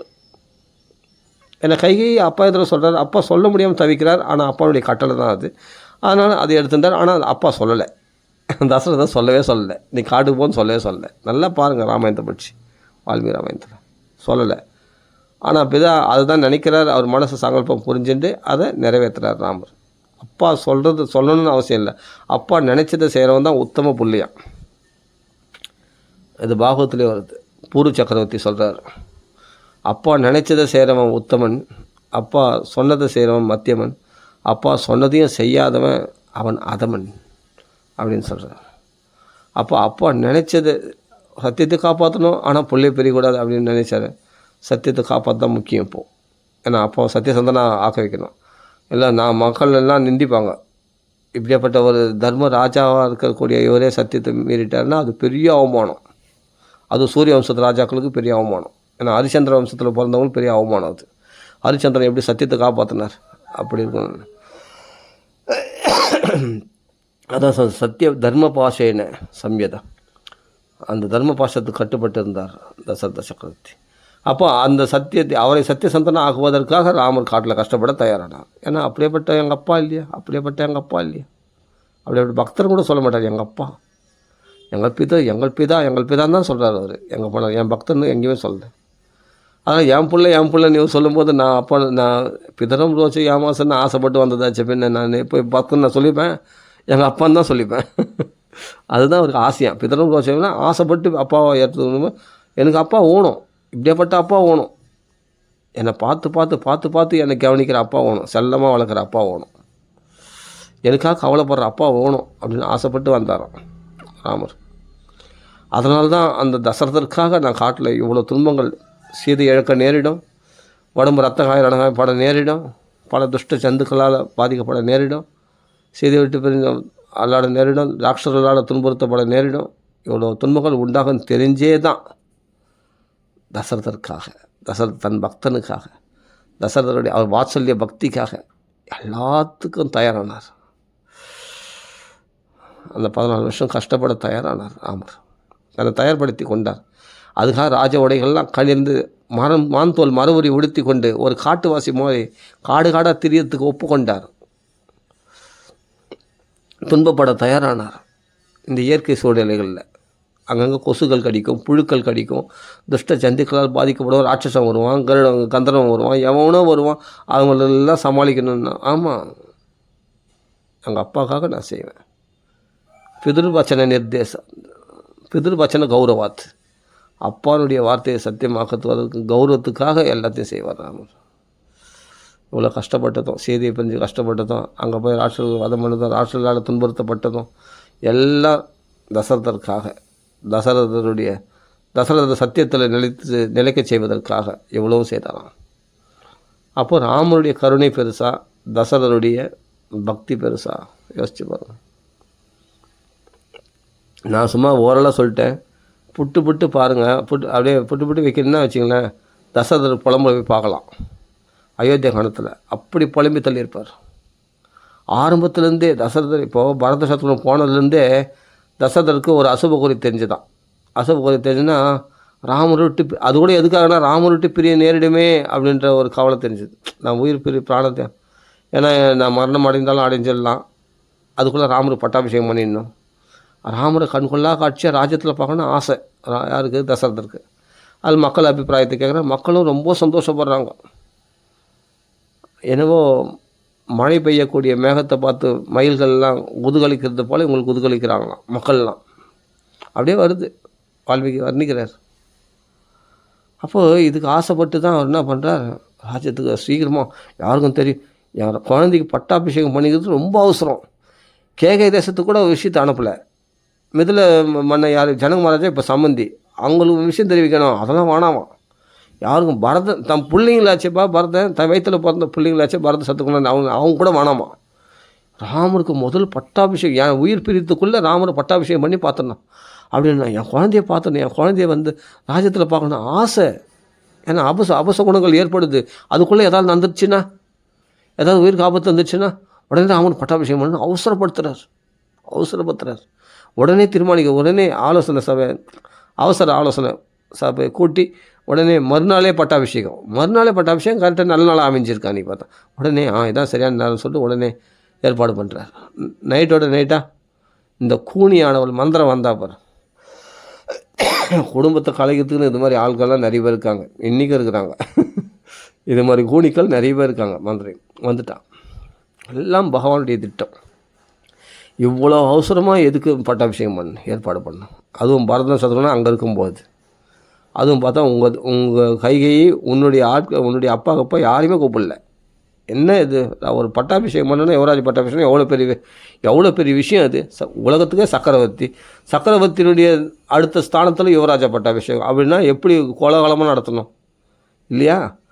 சிம்பிளாக கிட்ட இருக்கவங்களை மட்டும் கூட்டுக்கிட்டு மறுநாள் பார்த்தா பட்டாபிஷேகம். அப்போ இது சூழ்ச்சி தானே அப்படின்னு மந்திரையை சொல்லி மனசில் கலங்கத்தை உண்டு பண்ணி கைகையை வரம் கேட்க வைக்கிறான். இதெல்லாம் நடக்குது சூழ்ச்சி. ஆனால் தசரதனுடைய நிலையை பாருங்கள். அப்போது தசரதர் அபிப்பிராயத்தை பார்க்கும்போது ராமரை வர சொல்லி அவரை தரிசித்து அவரிடத்துல பல தர்மங்களெல்லாம் சொல்கிறார், அன்பாக பேசுகிறார், கட்டி ஆலிங்கனம் பண்ணிக்கிறார். அப்போ உச்சி முகர்றார், கண்களில் கண்ணீர் மல்கிறார். அப்போ தான் ராமரத்தில் பேசிக்கிறார். ராமர் கைகூப்பி வணங்க உட்காரும் போது தன்னையே கண்ணாடியில் பார்க்குற மாதிரி இதுதான். அவ்வளோ அழகாக இருக்காரான் ராமரை பார்த்தா. நான் சின்ன வயசில் பார்த்த மாதிரி இதுதான். ராமரை பார்த்தா அவ்வளோ அழகாக இருக்காரான். அவனை பார்த்து அவங்கள சொல்கிறாரு, அப்பா உனக்கு நான் தர்மங்கள் சொல்ல வேண்டியதில்லை, உனக்கு எல்லாமே தெரியும், இருந்தாலும் அப்பா நான் சொல்ல வேண்டிய கடமைப்பா சொல்லுவேன், இப்படி இருக்கணும். மக்களெல்லாம் நீ எப்போவுமே மக்களை அனுசரிக்கிறவன் தான், மக்களுக்கு பிரியமாக நடந்து கொள்பவன் தான், இருந்தாலும் மக்களை பார்த்துக்குப்பா, அவங்களை ஒப்படைக்கிற மக்களை அப்படின்னு நான் தர்மமாக ராஜ்யத்தை ஆண்டத்தினால் நான் எல்லா சுகபோகங்களையும் அனுபவிச்சிட்டேன்பா. இந்த உலகத்தில் நான் அனுபவிக்காத சௌக்கியங்களே கிடையாது. ஏன்னா சில அபசகுணங்கள்லாம் தென்படுது. அதனால் உனக்கு பட்டாபிஷேகம் பண்ணுறதா இருக்கிறேன் நாளைக்கு அப்படி சொன்னோடனே உடனே ராமர் தெரிவிக்கிறதுக்கு முன்னாடியே வேலைக்காரர்கள் போய் கௌசல்யை தெரிவிச்சிட்டாங்க. கௌசல்யை ரொம்ப குதூகலப்படுறான். எல்லாம் நடக்குது. இதெல்லாம் பார்த்தா ஒரு கோலாகலமாக நடக்குது. இந்த இடத்துல தசரதனுடைய மனப்பான்மை பார்க்கணும். போய் சொல்லிவிட்டு திருப்பி அழைக்கிறார். ஏன் அழைக்கிறார்னா என்னமோ பார்க்கணும் போல, திருப்பி பார்க்கணும் போல தான் ராமரை பார்த்தா. ராஜகாரியத்துக்காக அழைச்சார். ராஜகாரியத்துக்காக ஃபஸ்ட்டு அப்பா முன்னாடி தான் கூப்பிட்டாரு, மறுபடியும் எதுக்கு அழைக்கிறார் என்னமோ தெரில. திருப்பி பார்க்கணும் போல இருக்குது. கடைசி காலத்தில் பாசமுள்ளவரில் திருப்பி பார்க்கணும் போல் ஆசையாக இருக்கும். என்னமோ தெரிலப்பா, உங்களை விட்டு பெரிய மனசு இல்லை, உங்களே இன்னும் பார்க்கணும் போல் ஆசையாக இருக்குது, அதனால் வந்து பார்க்குறேன். ஆனால் ஒன்றும் இல்லாமல் சும்மா பார்க்குறேன்னு சொன்னால் யாருன்னா தப்பான மாதிரி ஏதோ ஒரு தர்மத்தை சொல்லணும், ஏதோ ஒரு இல்லைப்பா இந்த விஷயத்தை சொல்லத்துக்கு கூப்பிட்டோம்பா, அந்த விஷயத்தை சொல்லக்கூடாது, ஏதோ ஒரு காரணம் சொல்ல வேண்டியது தான். ஆனால் நோக்கம் அது இல்லை. குழந்தைய பார்க்கணும், அடிக்கடி போக வச்சு வர வச்சு பார்க்கணும், முன்னழக பின்னழக பார்க்கணும். ஏன்னா போயிட்டா பார்க்க முடியாது. இப்போ உயிர் போயிடுச்சுன்னா என் குழந்தைய பார்க்க முடியாது ராமனை. அதனால் திருப்பி பார்க்கணுன்ற ஒரு ஆசைனால ஏதோ ஒரு காரணம் சொல்லி வர வைக்கிறார். இல்லைப்பா இந்த தர்மத்தை ஒன்று சொல்லணும், அதனால் கொடிகளை நல்லா காப்பாற்று அப்படின்னு ஏதோ ஒன்று சொல்கிறார். அந்த குழந்தைங்க அதன் மூலமாக கொஞ்ச நேரம் ராமரோடு இருக்கலாமே, ராம சௌக்கியத்தை அனுபவிக்கலாமே, அந்த ராமருடைய அழகை பார்த்து ரசிக்கலாமே, அந்த ராமரோட சம்பாஷணை பண்ணலாமே அப்படின்னு ஒரு ஆசை, வேறு ஒன்றும் இல்லை. ஏன்னா தனக்கு ராஜரிஷி ஆச்சு அவர் தசரதர். அவருக்கு தெரியும் எப்போ உயிர் போக போகுதுன்னு எப்படின்னு தெரிஞ்சு போச்சு அவருக்கு. இனிமேல் ரொம்ப நாள் நம்ம இருக்க மாட்டோம் அப்படின்னு தெரிஞ்சு போச்சு அவருக்கு. அந்த அபசகுணங்கள்லாம் கேள்விப்பட்டு அப்போ அந்த ஜோதிடர்கள்லாம் சொன்னக்கூடிய விஷயம்லாம் இல்லைப்பா ஏதோ ஒன்று கெட்டது நிகழ போகுதுன்னு தோணுது எனக்குன்னு அப்படின்னு சொன்ன வந்து இதெல்லாம் அவருக்கு கண்காணித்து சில விஷயங்கள்லாம் யூகிச்சு அவர் புரிஞ்சுக்கிட்டார் தசரதர். அதனால தான் ராமர் அடிக்கடி பார்க்கணுன்னு திருப்பி வர வைக்கிறார். நோக்கம் வந்து தர்மத்தை சொல்கிறதுக்கு அதுக்கெல்லாம் கூப்பிடல, குழந்தைய பார்க்கணும், முன்னழக பின்னழக பார்க்கணும். அதுக்காக திருப்பி வர வச்சு பார்க்குறாரு. அவங்களும் பேசுகிறாரு, அவனை கட்டி பிடிச்சிக்கிறாரு, ஆளுங்களும் முத்தம் கொடுக்குறாரு, எல்லாம் பண்ணுறாரு. ஏன்னா இதான் கடைசி காலம், மறுபடியும் ராமனை எப்போ பார்க்க முடியும் அப்படின்னு ஒரு உள்ளுக்குள்ளே ஒரு உறுத்தல். ராமரை பிரிஞ்சிடுவோமோ அந்த ஒரு ஏக்கங்கள். அதெல்லாம் படித்து பாருங்கள். அந்த வால்மீகி இப்போ நான் சொல்கிற விஷயம்லாம் சத்தியமாக அந்த பாவம் வந்து வெளிப்படுதா இல்லையா பாருங்கள். ஆயாது அதை போக வச்சு வர வச்சு அப்படின்றதெல்லாம் பதம்லாம் அப்படியே புட்டு வச்சுட்டா பாருங்கள். அதுதான் சொல்கிறேன், எஞ்சராமேன பஷ்யதி எஸ்சராமேன்னு. யார் ராமனால் பார்க்கப்படவில்லையோ, யார் ராமரை பார்க்கவில்லையோ அவர்கள் ஜென்மா வீணல, அவர்கள் மனசே நிந்திக்காதான். அதனால் இவர் மனசு குத்தும் போது ராமரை வர வைக்கிறார். தசரதர் அப்படி பார்த்தாராம், ராமரால் பார்க்கப்படணும், ராமரை நான் பார்த்துன்னு அப்படின்னு ஆசைப்பட்டாராம் தசரதர். அயோத்தியவாசிகள் எல்லாருமே அப்படி தான் ஆசைப்பட்டாங்க. அப்போ தசரதர் ஆசைப்பட மாட்டாரா அப்பாவாக இருந்துன்னு? அவர் அதுக்கு தானே ஆசைப்பட்டு பிள்ளையை பெற்றுக்கினார். இந்த குழந்தை வேணும், மகாவிஷ்ணுவே தெய்வமாக தன் பிள்ளையாக வந்திருக்கணுன்னே கண்கொள்ளா காட்சி, கோடி மன்மதெல்லாம் வண்டி. இப்போ நான் சொன்னதே திருப்பி சொல்கிறேன் நினைக்காதீங்க, உண்மையை சொல்கிறேன்.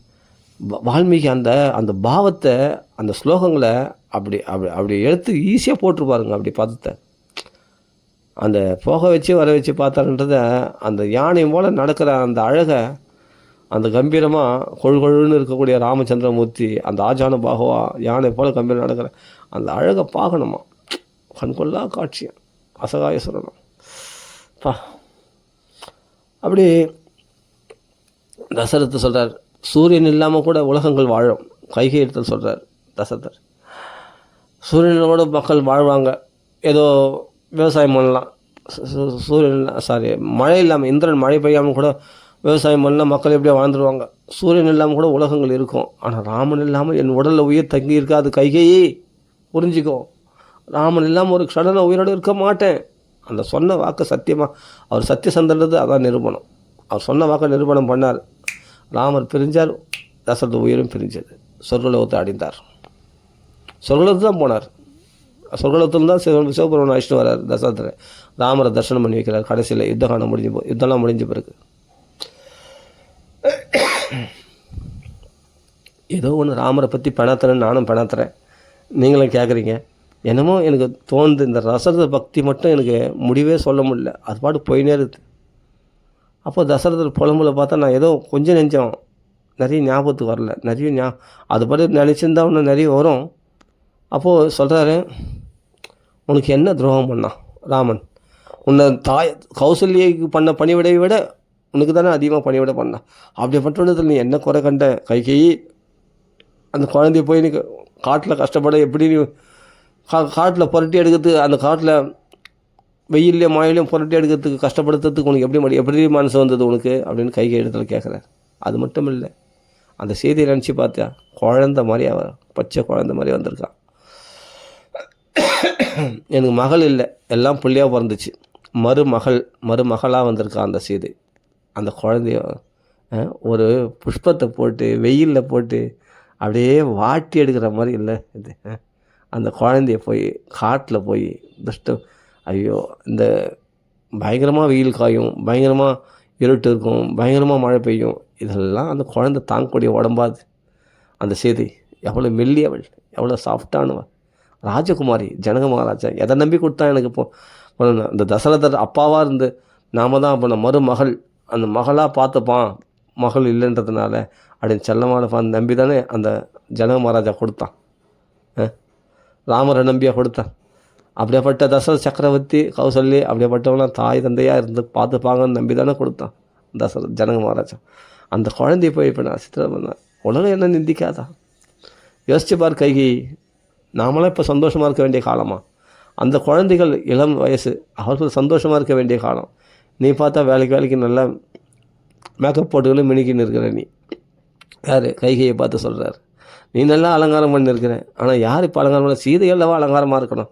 அவளை போய் வெயிலில் வாட்டி எடுக்கணும்னு நினைக்கிறியே, காட்டில் கஷ்டப்படுத்தணும்னு நினைக்கிறியே, முள் கல்லில் போய் காலில் குத்தின்னு உடம்பை குத்தின்னு புண்ணாக்கின்னு நினைக்கிறியே. நியாயமா?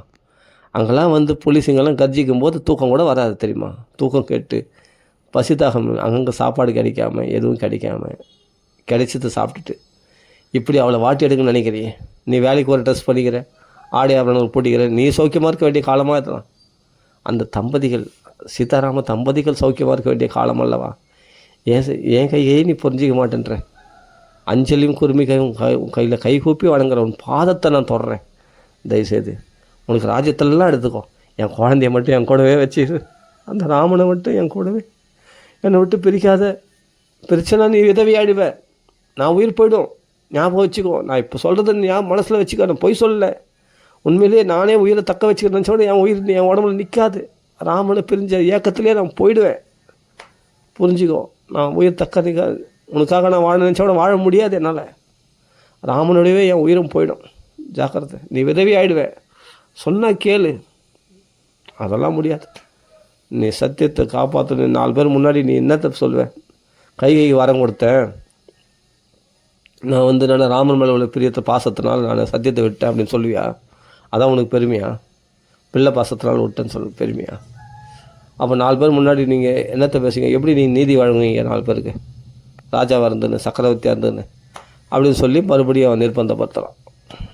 அப்போ தான் நீ துஷ்டை நீ அப்படின்னு பல விதமாக திட்டுறாரு. அப்போது தசரதனுடைய புலம்பலை பாருங்கள். அந்த கட்டத்தெல்லாம் படிக்கும்போது மனசு ஒழுகிடும். எப்படி துடிக்கிறாரு. அந்த நிலைலாம் சாதாரண நிலை இல்லை. வால்மீகி அப்படியே படம் பிடிச்சி காட்டுறார்.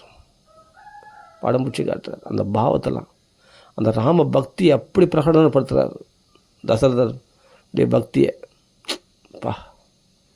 நமக்கு இந்த பக்தி வரலனாலும் பரவாயில்லைங்க, அந்த தசரதனுடைய பக்தி பற்றியாவது பேசினிருக்கலாமே. இதுதாங்க நம்மளுக்கு புண்ணியமான காலம். எத்தனை தடவை நான் ராமநாமம் சொல்லியிருப்பேன். இப்போது யோசிச்சு பாருங்கள். ராமரை நினச்சிருப்போம். யோசிச்சு பாருங்கள். நம்ம ஹிருதயத்தை விட்டு ராமர் நீங்களே பாருங்கள். அந்த ராமர் தசரதர் மேலே உள்ள பிரியமும், தசரதர் ராமர் மேலே உள்ள பிரியமும் எப்படி இருக்குது பாருங்கள். தன் இஷ்ட தெய்வம், தன் இஷ்ட குழந்தை, தெய்வத்தை கூட மறந்தார், உலகத்தை மறந்தார். ராமரையே தியானம் பண்ணி ராமர் பின்னாடியே போயிட்டார். அந்த உயிர் பிரிஞ்சு உடல் தாங்க இருக்குது அயோத்தியில், உயிர் அந்த வனவாசத்தில் ராமரோடையே போயிடுச்சு. ராமரே தியானம். சொர்க்கலோகத்துக்கு ஆயுஷம் போகிறாங்களாம் அவரை, தசரதரை. இந்திரன் சந்திரன்லாம் வாங்க சாமி, இப்போ தான் அந்த சூட்சும சரீரம் அவருக்குன்னு வருது. அந்த சொர்க்கலோக சரீரம், தேவ சரீரம் கிடைக்குது அவருக்கு. அந்த தேவ சரீரத்தோடு அங்கே இருக்கிறாரு. ரொம்ப மேனக ஊர்வசி டான்ஸ்லாம் பார்க்க பிடிக்கலையாம் யாருக்கு, தசரதருக்கு. அங்கே போய் ராமரை தேடுறாராம். என் ராமன் இல்லாத இந்த சொர்க்கலோகம் எனக்கு க்ஷீணிச்சு, எனக்கு பிடிக்கல, சூன்யமாக இருக்குது. அப்போ தான் இந்திரன் சந்திரன் எல்லாம் சொல்கிறாங்க, அப்பா இதெல்லாம் தேவ நாடகம், உன் பிள்ளை இல்லை, சாக்ஷாத் மகாவிஷ்ணு, சாக்ஷாத் நாராயணன், அவன் தான் ஆதி பரம்பொருள், ஆதி நாராயணன் அவன் தான் அப்படின்னு இந்திர சந்திரன்லாம் சொன்ன பிறகு தான் தெரிஞ்சு அவருக்கு புரிஞ்சினாராம். இதை அப்படியே சொல்கிறார் பின்னாடி வந்து யுத்த காலத்தில். நான் என் குழந்தை நினச்சிருந்த ராமனை, அப்போ பார் இதெல்லாம் நாடகம், இதெல்லாம் ராவணனை வதம் செய்வதற்காக எடுத்த நாடகம், இதெல்லாம் புரிஞ்சிக்கோ அப்படின்னு இந்திர சந்திரன்லாம் சொல்கிறாங்களாம் தேவலோகத்தில். அப்புறமா தான் அவர் சாந்தி அடைஞ்சார். அது வரைக்கும் அவருக்கு நிம்மதியே இல்லையா. சொர்க்கலோகத்துக்கு வந்தால் கூட அந்த ரொம்ப மேனக அமிர்தம் கொடுக்குற சொர்க்கலோகத்து இந்திர சந்திரன்லாம் வந்து எவ்வளோ சந்தோஷப்படுத்த பார்க்குறானா யார், தசரதரை. சொர்க்கலோகத்து அவ்வளோ புண்ணியம் பண்ணியிருக்கார், சொர்க்கலோகத்துக்கு போயிட்டார். ராமரே புள்ளியா பார்த்துருக்காருன்னு அவரோட புண்ணிய மகாத்மா வேறு யார் இருக்க முடியும். அதனால் வந்து சொர்க்கலோக சௌக்கியங்கள்லாம் இருக்குது. சொர்க்க சந்தோஷமாக இருக்காருண்ணா, பிடிக்கலையா. சொர்க்கலோகமே நரகலோகம் மாதிரி இருக்கான். ராமன் இல்லைன்னா சொர்க்கம் கூட நரகமாக தோணும் அவங்களுக்கு. அப்போ தான் அவருக்கு ஆறுதல் இருந்தான்னா தேவலோகத்துலேருந்து அவருக்கு காண்பிக்கிறாங்க. இதெல்லாம் பாரு, ராமர் இப்போ பார்த்துனே வாங்க. எல்லாத்தையும் தசரதர் அப்படியே ஒரு வேடிக்கையாக சாட்சி மாத்திரம் பார்த்துன்னு இருக்கார். தேவலோகத்தில் இருந்து கொண்டு தேவ சரீரத்தில் என் ராமருடைய செயல்களை எல்லாம் பார்த்து கொண்டு இருக்கார். அப்போ தான் அவருக்கு ஆறுதல் அடைஞ்சார்.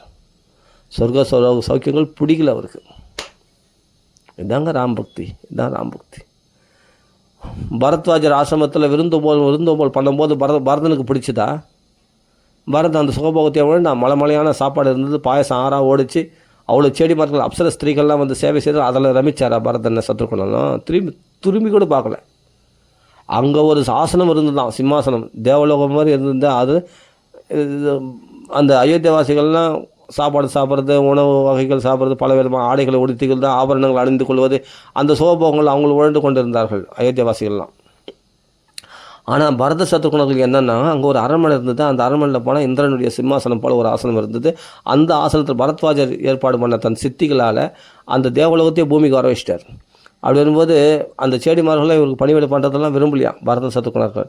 வசிஷ்டர், வாமதேவர், ஜாபாலெலாம் அந்த சபையில் போய் அந்த ஆசனத்தை உட்கார்ந்து கொண்டார்கள். இரவு முழுவதும் சாமரத்தை எடுத்துக்கொண்டு அந்த வெறும் ஆசனத்தில் ராமரே இல்லை, ஆனால் ராமர் இருக்கிறதா பாவித்து அப்படி சாமரம் வீசி கொண்டு இருந்தாங்களாம் பரத சத்ருகுணர்கள் தூங்காமல். தெரியுமா? இவர் கொடுத்த சுகபோகங்களை பாயசம் சாப்பிட்லாம், நல்லா வடை பாயசத்தை சாப்பாடு இருக்குது, குழம்பு இருக்குது, உணவு இருக்குது, பலகாரங்கள், அதெல்லாம் திரும்பி கூட பார்க்கலையா பரத சத்ருகுணர்கள். அது பக்திங்க, அது பக்தி. அப்படியேப்பட்டவர்கள் தசரதர் மாதிரி தான் தசரத பிள்ளைகளும் இருப்பாங்க. பரத சத்ருகுணம் அப்படியே பக்தி. அப்போது தசரதர் எப்படின்னா சொர்க்கலோக சௌக்கியத்தை திரும்பி கூட பார்க்கல. நாமெல்லாம் இப்போ வேலைக்கு சாப்பிட்டு ராம் பக்தி பண்ணாமல், ராமநாமம் சொல்லாமல் வீணாக காலத்தை கழிக்கிறோமே, பலவிதமான கேளிக்கைகளில் பொழுதுபோக்கி நம்ம வாழ்க்கையை வீணடித்துக் கொள்கிறோமே. இப்படி ராமர் கதையை பேசலவா பரஸ்பரம் போதையன் திச்ச ரமன் திச்ச இந்த ஒருத்தர் மத்கத பிராணகா, என் கதையிலேயே உயிரை வைத்தவர்களாக, மத்கதையன் தச்சு என்னுடைய கதையிலே ரமித்தவர்களாக ஒருத்தர் பேசி அனுபவித்து ஆனந்தமாக பொழுதுபோக்க வேண்டாமா? அவர்கள் தான் ரமிப்பார், அவர்கள் தான் ஆனந்தமாக இருப்பாங்க அப்படின்னு கீதையில் பகவான் சொல்கிறான் இல்லையா? அது மாதிரி நம்ம இப்போது பகவத் கதைகளை பேசுகிறோம். அப்போது பொழுது போக்குறது எப்படி பொழுது போக்கணும், ராமருடைய கதையில் பொழுது போக்கணும். அப்போ என்னாச்சுன்னா பரதன் சத்ருகனும் ராமர் கைங்கரியத்திலே ஈடுபட்டாங்களாம் நைட்டு முழுவதும். அப்புறம் பகலில் என்னென்னா உடனே ராமரை காண புறப்பட்டாங்களாம். பரத்வாஜர் பார்த்து ஆச்சரியப்பட்டு, பரதா சத்ருகனா சௌக்கியமாக இருந்தேன். ரொம்ப சௌக்கியமாக இருந்தேன். என்ன சௌக்கியமாக இருந்தேன், வடை பாயசம்லாம் சாப்பிட்டுருந்தேன், சௌக்கியமாக இருந்தார். ராம கைங்கரியத்தில் நைட்டு முழுவதும் சௌக்கியமாக இருந்தாராம். அந்த சிம்மாசனத்தில் எங்கள் அண்ணா வயசில் வந்து நான் இப்படி தான் சிம்மாசனத்தில் உட்கார வச்சு பட்டாபிஷேகம் பண்ணிட்டு, பரதா சத்ருகனா நீ நானும் இப்படி சேவை செய்யலாண்டா அப்படின்ட்டு சாமரம் வீசியிருந்தாராம். ராமச்சந்திரமூர்த்தி அங்கே அழறார். அங்கே சீதை லக்ஷ்மணன் சேவை செய்துக்கு சித்திரக்கூடத்தில் சேவை சாதிக்கிறார்கள். இங்கே பரதனும் சத்ருகனும் சேவை செய்கிறாங்களாம் சாமரம் வீசிட்டு. இதை தேவலோகத்திலிருந்து தசரதர் பார்த்து கொண்டு இருக்கிறார். இதை ஞான திருஷ்டியில் பார்த்த வால்மீகி எழுதுகிறார் சரித்திரத்தை. வால்மீகி ராமாயணத்தில் அருமையான சரித்திரம். இதெல்லாம் படிக்க படிக்க மாற. அப்படி பரத்வாஜர் இவர் என்ன சௌக்கியத்தை அனுபவிச்சாரு பரத்வாஜருக்கு புரியும். பரதன் என்ன சௌக்கியத்தை அனுபவிச்சானு. சௌக்கியத்தை உண்மையிலே சௌக்கியமாக இருந்தேன், ரொம்ப சௌக்கியமாக இருந்தேன். சரிங்கண்ணா, இப்போ நேரில் இது வரைக்கும் மனசால் பார்த்து அந்த ராமனை இப்போ நேரில் பார்க்கணும் ஆசைப்பட்றேன். எங்கே இருக்கார் சுவாமினை, சித்திரக்கூடத்தில் இருக்கார், போ நீயே பார்க்க தகுந்தவன் அப்படின்னு சொல்லிட்டு பரதன் சத்ருகனை அனுப்புகிறான். அப்புறம் தான் ராமரை பார்த்து நமேசாந்திர் பவிஷ்யதி நமேசாந்திர் பவிஷ்யதி, எனக்கு சாந்தி இல்லையே, பகவானை பார்க்காத வரைக்கும் மனசு சாந்தி கிடைக்காது. ராமரை தரிசனம் பண்ண வரைக்கும், ராமர் கதைகளை பேசாத வரைக்கும் நம்ம மனசில் நிம்மதியே இருக்காது. டென்ஷன் டென்ஷன் டென்ஷன், எதை பார்த்தாலும் எரிச்சல், அவங்கள பார்த்தா பிடிக்கல இவங்கள பார்த்தா பிடிக்கல. ராமரை பிடிச்சிச்சுன்னா எல்லாம் பிடிக்கும். உலகமே சுகம், எல்லா திசைகளும் சுகமயமாக தோணும், எல்லாம் பூரணமாக இருக்கும், திருப்தியாக இருக்கும். எந்த ஆசை உலக ஆசைகள் நிறைவேறலாம் அதை பற்றி கவலைப்பட மாட்டேன். திருப்தியாக என்னவோ தெரியல, ராமருடைய சௌக்கியம் சுகமாக இருக்கேன்னு தோணும்.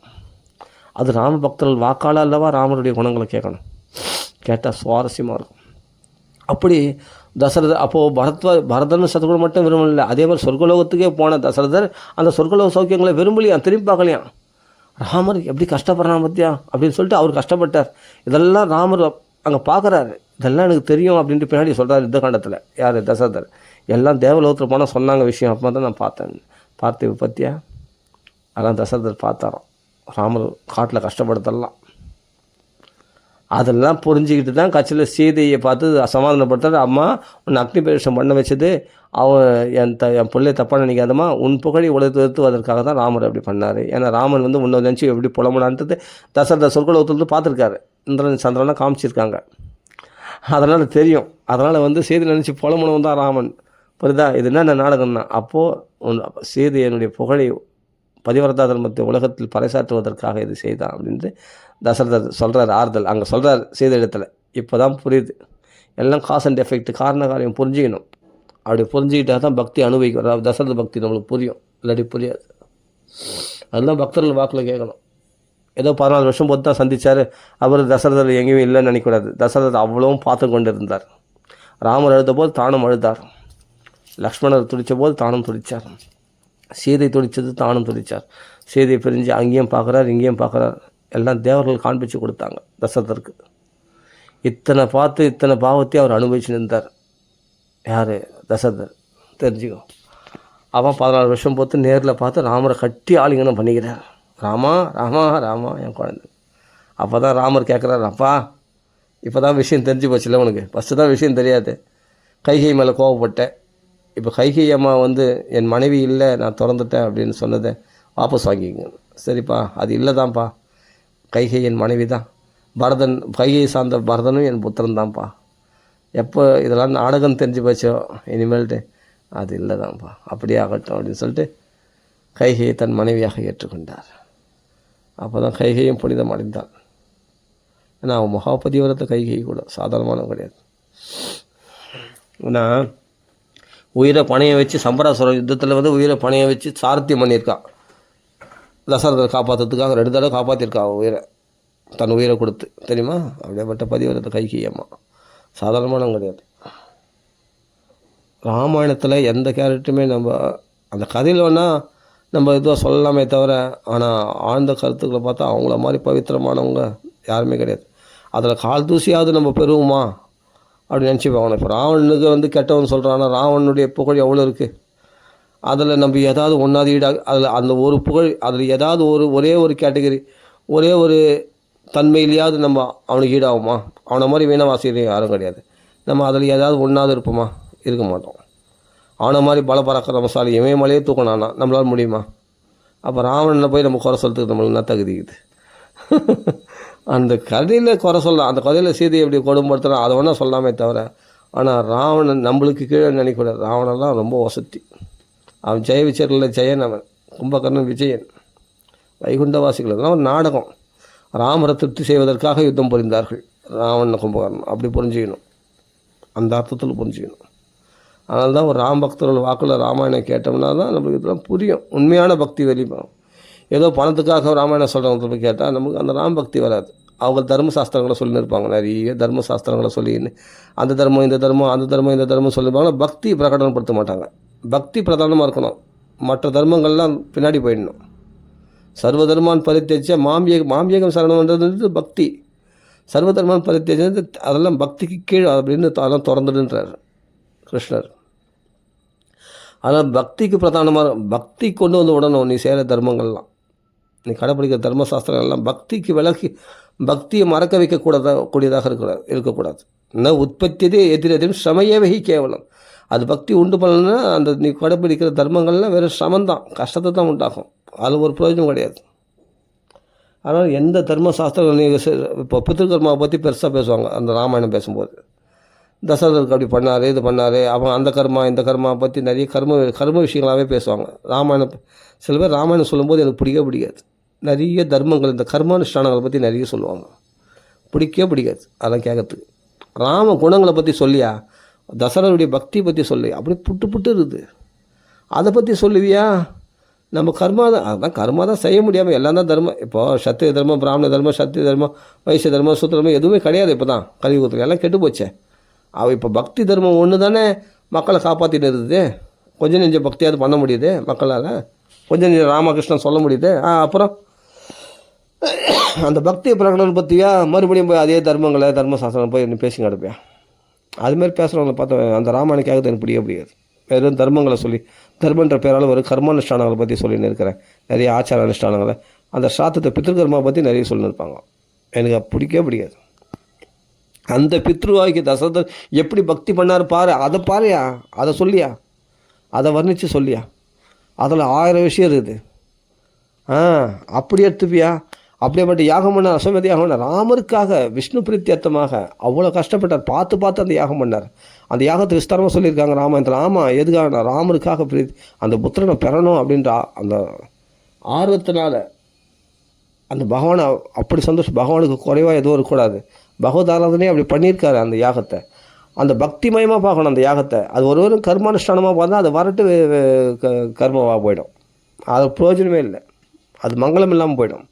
என்ன சோபதே அச்சுத அச்சுத பக்தி இல்லைன்னு சொன்னால் சோபிக்காது அந்த கர்மானுஷ்டானம் கூட.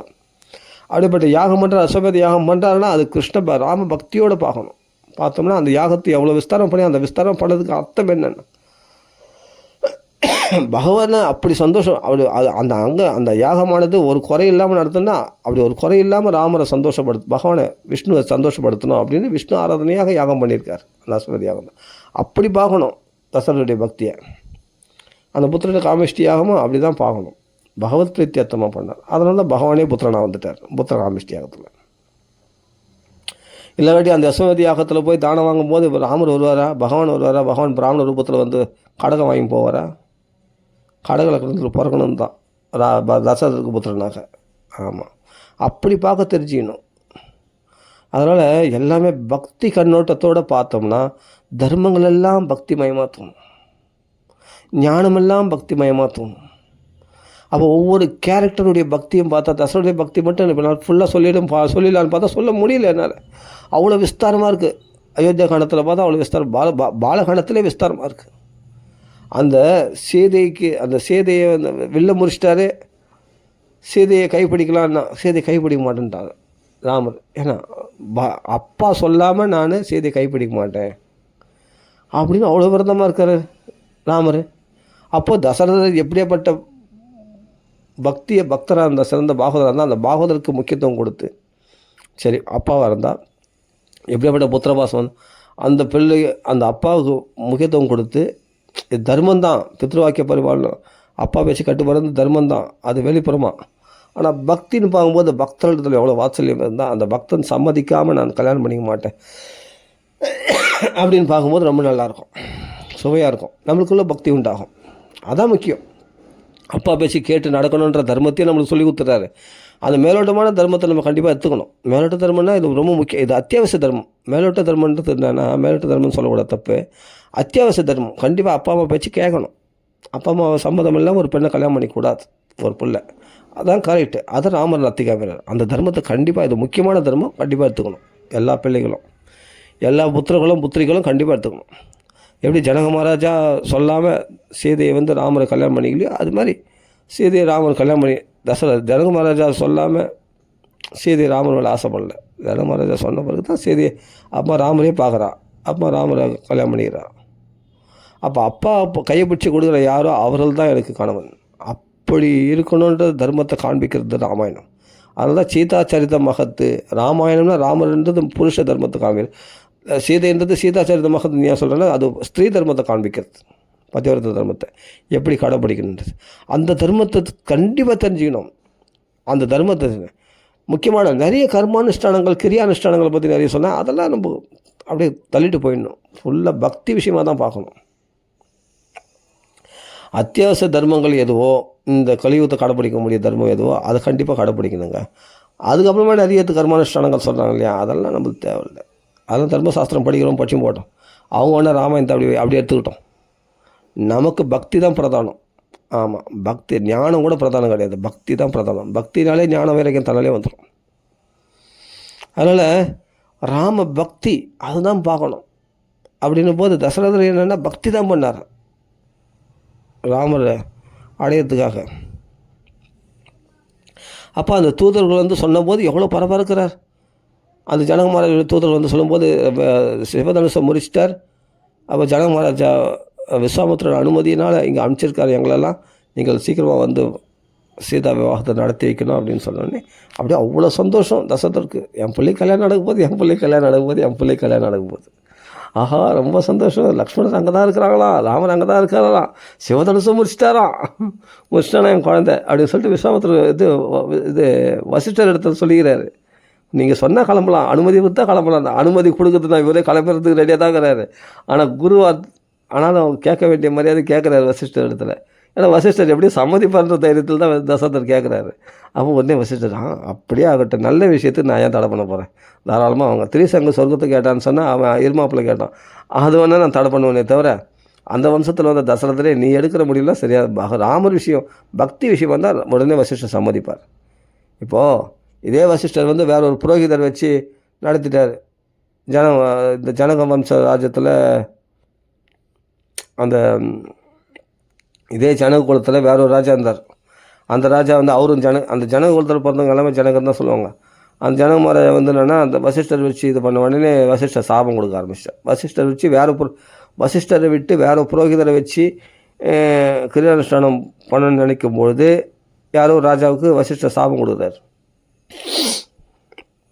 ஆனால் தசரதர் வந்து இதே வசிஷ்டர் இருக்கும்போது ரிஷ்யசுங்கர் வந்து புரோகிதரை வச்சு புத்திரகாமேஷ்டி யாகம் பண்ணும்போது ஏன் சாபம் கொடுக்கல வசிஷ்டர்? ஏன்னா ராமர் வரவு அப்படி தான் ஏற்படணும். தெய்வ விஷயமானால் தசரதர் வந்து தெய்வ பக்தர், பரம் பாகவதர், அவர் எது செய்தாலும் கரெக்டாக இருக்கும். அதே சமயத்தில் பகவான் சங்கல்பம் அப்படி தான் ரிஷிசங்கம் மூலமாக நிறைவேறணும் அப்படின்னும் போது வசிஷ்டர் கோபிச்சிக்கல, நல்லா என்கரேஜ் பண்ணுறார், கூட சேர்ந்து எல்லா கடமைகளையும் செய்கிறார், யாகத்தை நடத்தி கொடுக்குறாரு வசிஷ்டர். அப்படி யோசிக்கணும், யோசிச்சு பாருங்கள். இதே ரிஷிசங்கர் வந்து பார்த்தா மூணாவது மனுஷன் தானே, யோசிச்சு பாருங்கள். வசிஷ்டர் தானே குலகுரு, இவர் தானே புரோகிதரை வந்து யாகத்தை நடத்தி கொடுக்கணும், புத்திரகாமேஷ்டி யாகத்தை. அப்போ ரிஷிசங்கரை வச்சு நடத்தி கொடுத்தாருன்னு அர்த்தம். ஆனால் தெய்வ சங்கல்பம் அப்படி இருக்குது, அதனால் அதுக்கு சம்மதிக்கிறார். இதே வசிஷ்டர் இதே சூரிய வம்சத்துலேயும் ஏதோ வேற ஒரு ராஜா இருக்கும்போது, அந்த ராஜாவுக்கு புரோகிதராக இருக்கும்போது வசிஷ்டர் அந்த ஜனக குலத்தில் ஏதோ இது பாகவத்தில் வருது 9ஆம் ஸ்கந்தத்தில். அதில் வந்து என்னென்னா ஒரு ராஜா வந்து என்னென்னா வேற ஒரு புரோகிதர் ஆயிஷ்னு வந்து வசிஷ்டர் வந்து நான் வெளியே கிளம்பியிருக்கிறேன், நான் அப்புறம் வந்து நான் ஒரு யாகம் நடத்தி கொடுக்கணும். அந்த யாகம் நடத்தி கொடுக்கறதுக்கு வசிஷ்டர் என்ன பண்ண, நான் வெளியே போகிறேன், அப்புறம் வந்து நடத்தி கொடுக்கணும்னு சொல்லிட்டு அவர் போயிட்டார். அப்போ இதே சூரியவம்சத்து ராஜா வேறு ராஜா, அந்த சூரியவம்ச ராஜா ஜனக மகாராஜா நினைக்கிறேன், ஜனக குலத்தில் வர ராஜா. சரி, அந்த ராஜா என்ன பண்ணுறாரு, சரி வசிஷ்டர் இல்லைன்னா வேற ஒரு குரு வச்சு பண்ணிப்போன்னு சொல்லிட்டு வேற ஒரு புரோகிதரை வச்சு யாகத்தை நடத்திடுறாரு. நடத்தும்போது உடனே வசிஷ்டர் கோவம் வந்துச்சு. என்னம்மா என்னை விட்டுட்டு நீ வேற ஒரு குரு வச்சு நீ இது போல் பண்ணுவேன், அதனால் உடனே சபிக்கிறார் அந்த ராஜாவை. அப்போது ஒரு பிரதிசாபம் கொடுக்கும்போது அவங்க மனைவி தடுத்துடுறாங்க. அப்போ பிரதிசாபம் குருவுக்கு கொடுக்கல. ஆனால் வசிஷ்டர் கொடுத்த சாபத்தினால உடம்பற்று நிமி காரிட்டு நிமி அந்த நிமின்ற அதான் நிமிஷம்னு பேர். அதாவது அந்த நிமின்ற ராஜா வந்து உடம்பற்று போயிட்டான் வசிஷ்டருடைய சாபத்தினால. ஏன்னா வேற ஒரு குரு வச்சு யாகம் நடத்துனதால சாபம் கொடுத்துட்டார் வசிஷ்டர். அந்த நிமி ராஜா தான் என்ன பண்ணார், கட்சியில் சரி உனக்கு என்ன வரம் வேணும் அப்படின்னு கேட்டோடனே, எனக்கு வந்து என்ன எல்லாருடைய கண்களில் இமையாக இருக்கணும். அந்த கண் இமைக்கிறது தான், கண் இமைக்காமல் அந்த கண் இமைக்கிற ஒரு தன்மை நமக்குள்ளே ஏற்படல. அந்த கண் இமைக்கிறதுக்கு ஒரு தேவதை யாருன்னா அந்த நிமி சக்கரவர்த்தி, அந்த நிமின்ற ராஜா தான். அந்த நிமின்ற தேவதையாக மாறிட்டார் அவர். அது வந்து அந்த கண் இமைக்கிற நேரம் தான் இத்தனை தடவை இமைக்கிறது வந்து நிமிஷம் 60 வினாடி 60 தடவை அந்த கண்ணு சிமிட்டுறது ஒரு நிமிஷம் அப்படின்னு சொல்கிறோம் இல்லையா. அதான் அந்த நிமி சக்கரவர்த்தியினுடைய அவருடைய பேரால் தான் அந்த கண் இமைக்கிறத வந்து நிமிஷம், அந்த காலக்கணக்கு வந்து நிமிஷம்னு நமக்கு வந்தது அந்த காலக்கணக்கு. இதெல்லாம் வந்து சரித்திரம். அப்போ அந்த நிமி சக்கரவர்த்தி வசிஷ்டருடைய சாபத்துக்கு ஆளானார். ஆனால் தசரதர் பார்த்தா வசிஷ்டருடைய சாபத்துக்கு ஆளாகலையே, ரிஷிசங்கர் ஆயிஷ்ணு வந்து யாகம் நடத்துகிறாருன்னு. ஏன்னா இது தெய்வ சங்கல்பன்னு வசிஷ்டர் தெரியும். ராமர் இவரால் மூலமாக தான் ராமர் வரப்போகிறார். பகவத் தெய்வ கைங்கரியத்துக்காக இவர்கள் எல்லை மீறினா கூட பரவாயில்ல, தப்பு இல்லை அப்படின்னு வசிஷ்டருக்கு பிரம்ம ரிஷியாச்சு அவருக்கு தெரியாதா யாரை சபிக்கணும் யாரை சபிக்கூடாதுன்னு. இவர் பரம் பாகவதர். தெய்வ சங்கல்பம் ரிஷிசங்கர் மூலமாக தான் புத்திரனாக பிறக்கணும்னு இருக்கும்போது அப்போ இவர் எப்படி சபிப்பார், அது வசிஷ்டருக்கு தெரியாதா. அதனால தான் தசரதருக்கு பார்த்தா எல்லாம் அனுகூலமாக இருந்தது. மற்ற ராஜாக்கள் சரித்திரம்லாம் பார்த்தா இங்கே சபிச்சாங்க அங்கே சபிச்சாங்க, அது இதாச்சு ஸ்ரீசங்கூர் பார்த்தா சொர்க்கலோகத்தை ஆடினு ஆசைப்பட்டாராம். உடனே பார்த்தா உடம்போட சொர்க்கலோகத்தை ஆடினு, இதே உடம்போட தசரத எத்தனையோட சொர்க்கத்துக்கு போயிட்டு வந்துடுறாரு. 10 திக்குள்ள ரதம் செல்லும். ஆனால் அதுக்கு வசிஷ்ட தடை விதிக்கலையே. ஆனால் திரிசங்க உடலோ சொர்க்கம் போனால் தடை வச்சாருன்னு. நீ தசரதர் மாதிரி பக்தன் கிடையாது. தசரதன் அப்படியேப்பட்ட பெருமாள் பக்தன். திரிசங்கம் வந்து என்னென்னா சுகபோகத்தை அனுபவிக்கிறதுக்காக சொர்க்கலோகத்துக்கு போகணுன்னு ஆசைப்பட்டான் உடம்போட. அந்த எண்ணங்கள் வேறு. அதனால் வசிஷ்டர் தடைப்பத்தினார். அதுக்கு நான் யாகம் செய்து கொடுக்க மாட்டேன் அப்படின்னார். ஆனால் தசரதர் வந்து வசிஷ்டர் அனுசரிச்சிருந்தார். அவர் சொர்க்கலோகத்துக்கு போன ஆசைப்படலை. சொர்க்கலோகத்தில் இருக்கிறவங்க இவர் உதவி தேவைன்னு ஆசைப்பட்டு அவர் ஆட்சி பண்ணாங்க. அதனால் 10 திக்குலையும் ஒரு ரதம் செல்லுச்சு. தசன்னா 10 ரதம் புரிஞ்சுங்களா, அப்படி அர்த்தம். அப்போது இதே திரிசங்குக்கு சாபம் கொடுத்தார் வசிஷ்டர். ஆனால் இதே சொர்க்கலோகத்துக்கு எத்தனை போயிட்டு வந்திருக்கா தசரதருக்கு சாபம் கொடுக்கலன்னா. தசரதருக்கு சொர்க்கலோகம் சௌக்கியம் தேவையில்லை, சொர்க்கலோக வாசிகளுக்கு தான் தசரதர் உதவி தேவை அப்படின்னு அதனால் வசிஷ்டர் அனுமதி கொடுத்ததுனால தசரதர் போய் அங்கே போய் சண்டை போட்டு வந்தார். சம்பராசுரனை வதம் பண்ணிட்டு இந்திரலோகத்துக்கு சௌக்கியத்தை கொடுத்துட்டு வந்தார். எல்லாம் புரிஞ்சுக்கணும், புரியுதுங்களா. இதே வசிஷ்டர் தானே எத்தனையோ ராஜாக்களை சபிச்சிருக்காரு.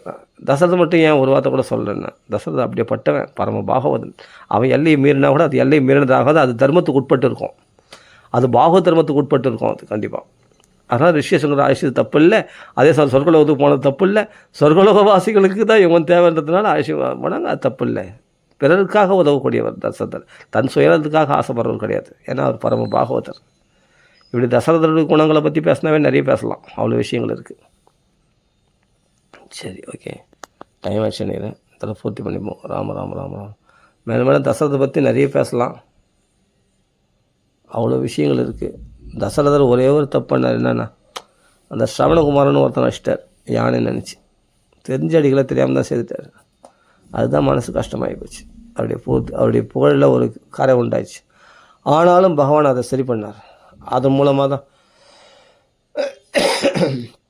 கவலைப்படாதப்பா, அந்த நீ உயிரை விட்டுதான் நீ உயிரோடு இருந்தால் என்ன பண்ணுவேன், கைகை கரிசி கொட்டின்னு இருப்பேன், குறை சொல்லிருப்பேன். கைகை திட்டுறது எவ்வளோ திட்டிங் கிடறாரு, கைகை திட்டிங் கிடப்பேன், கரிசி கொட்டின்னு இருப்பேன், தேவையில்லாம் நிம்மதி இல்லாமல் இருப்பேன்.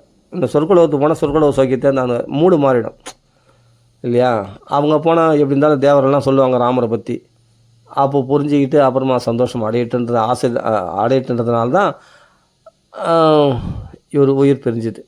தசரத உயிர் சௌக்கியமாக இருக்கின்றது ராமனுடைய சங்கல்பம் தான்.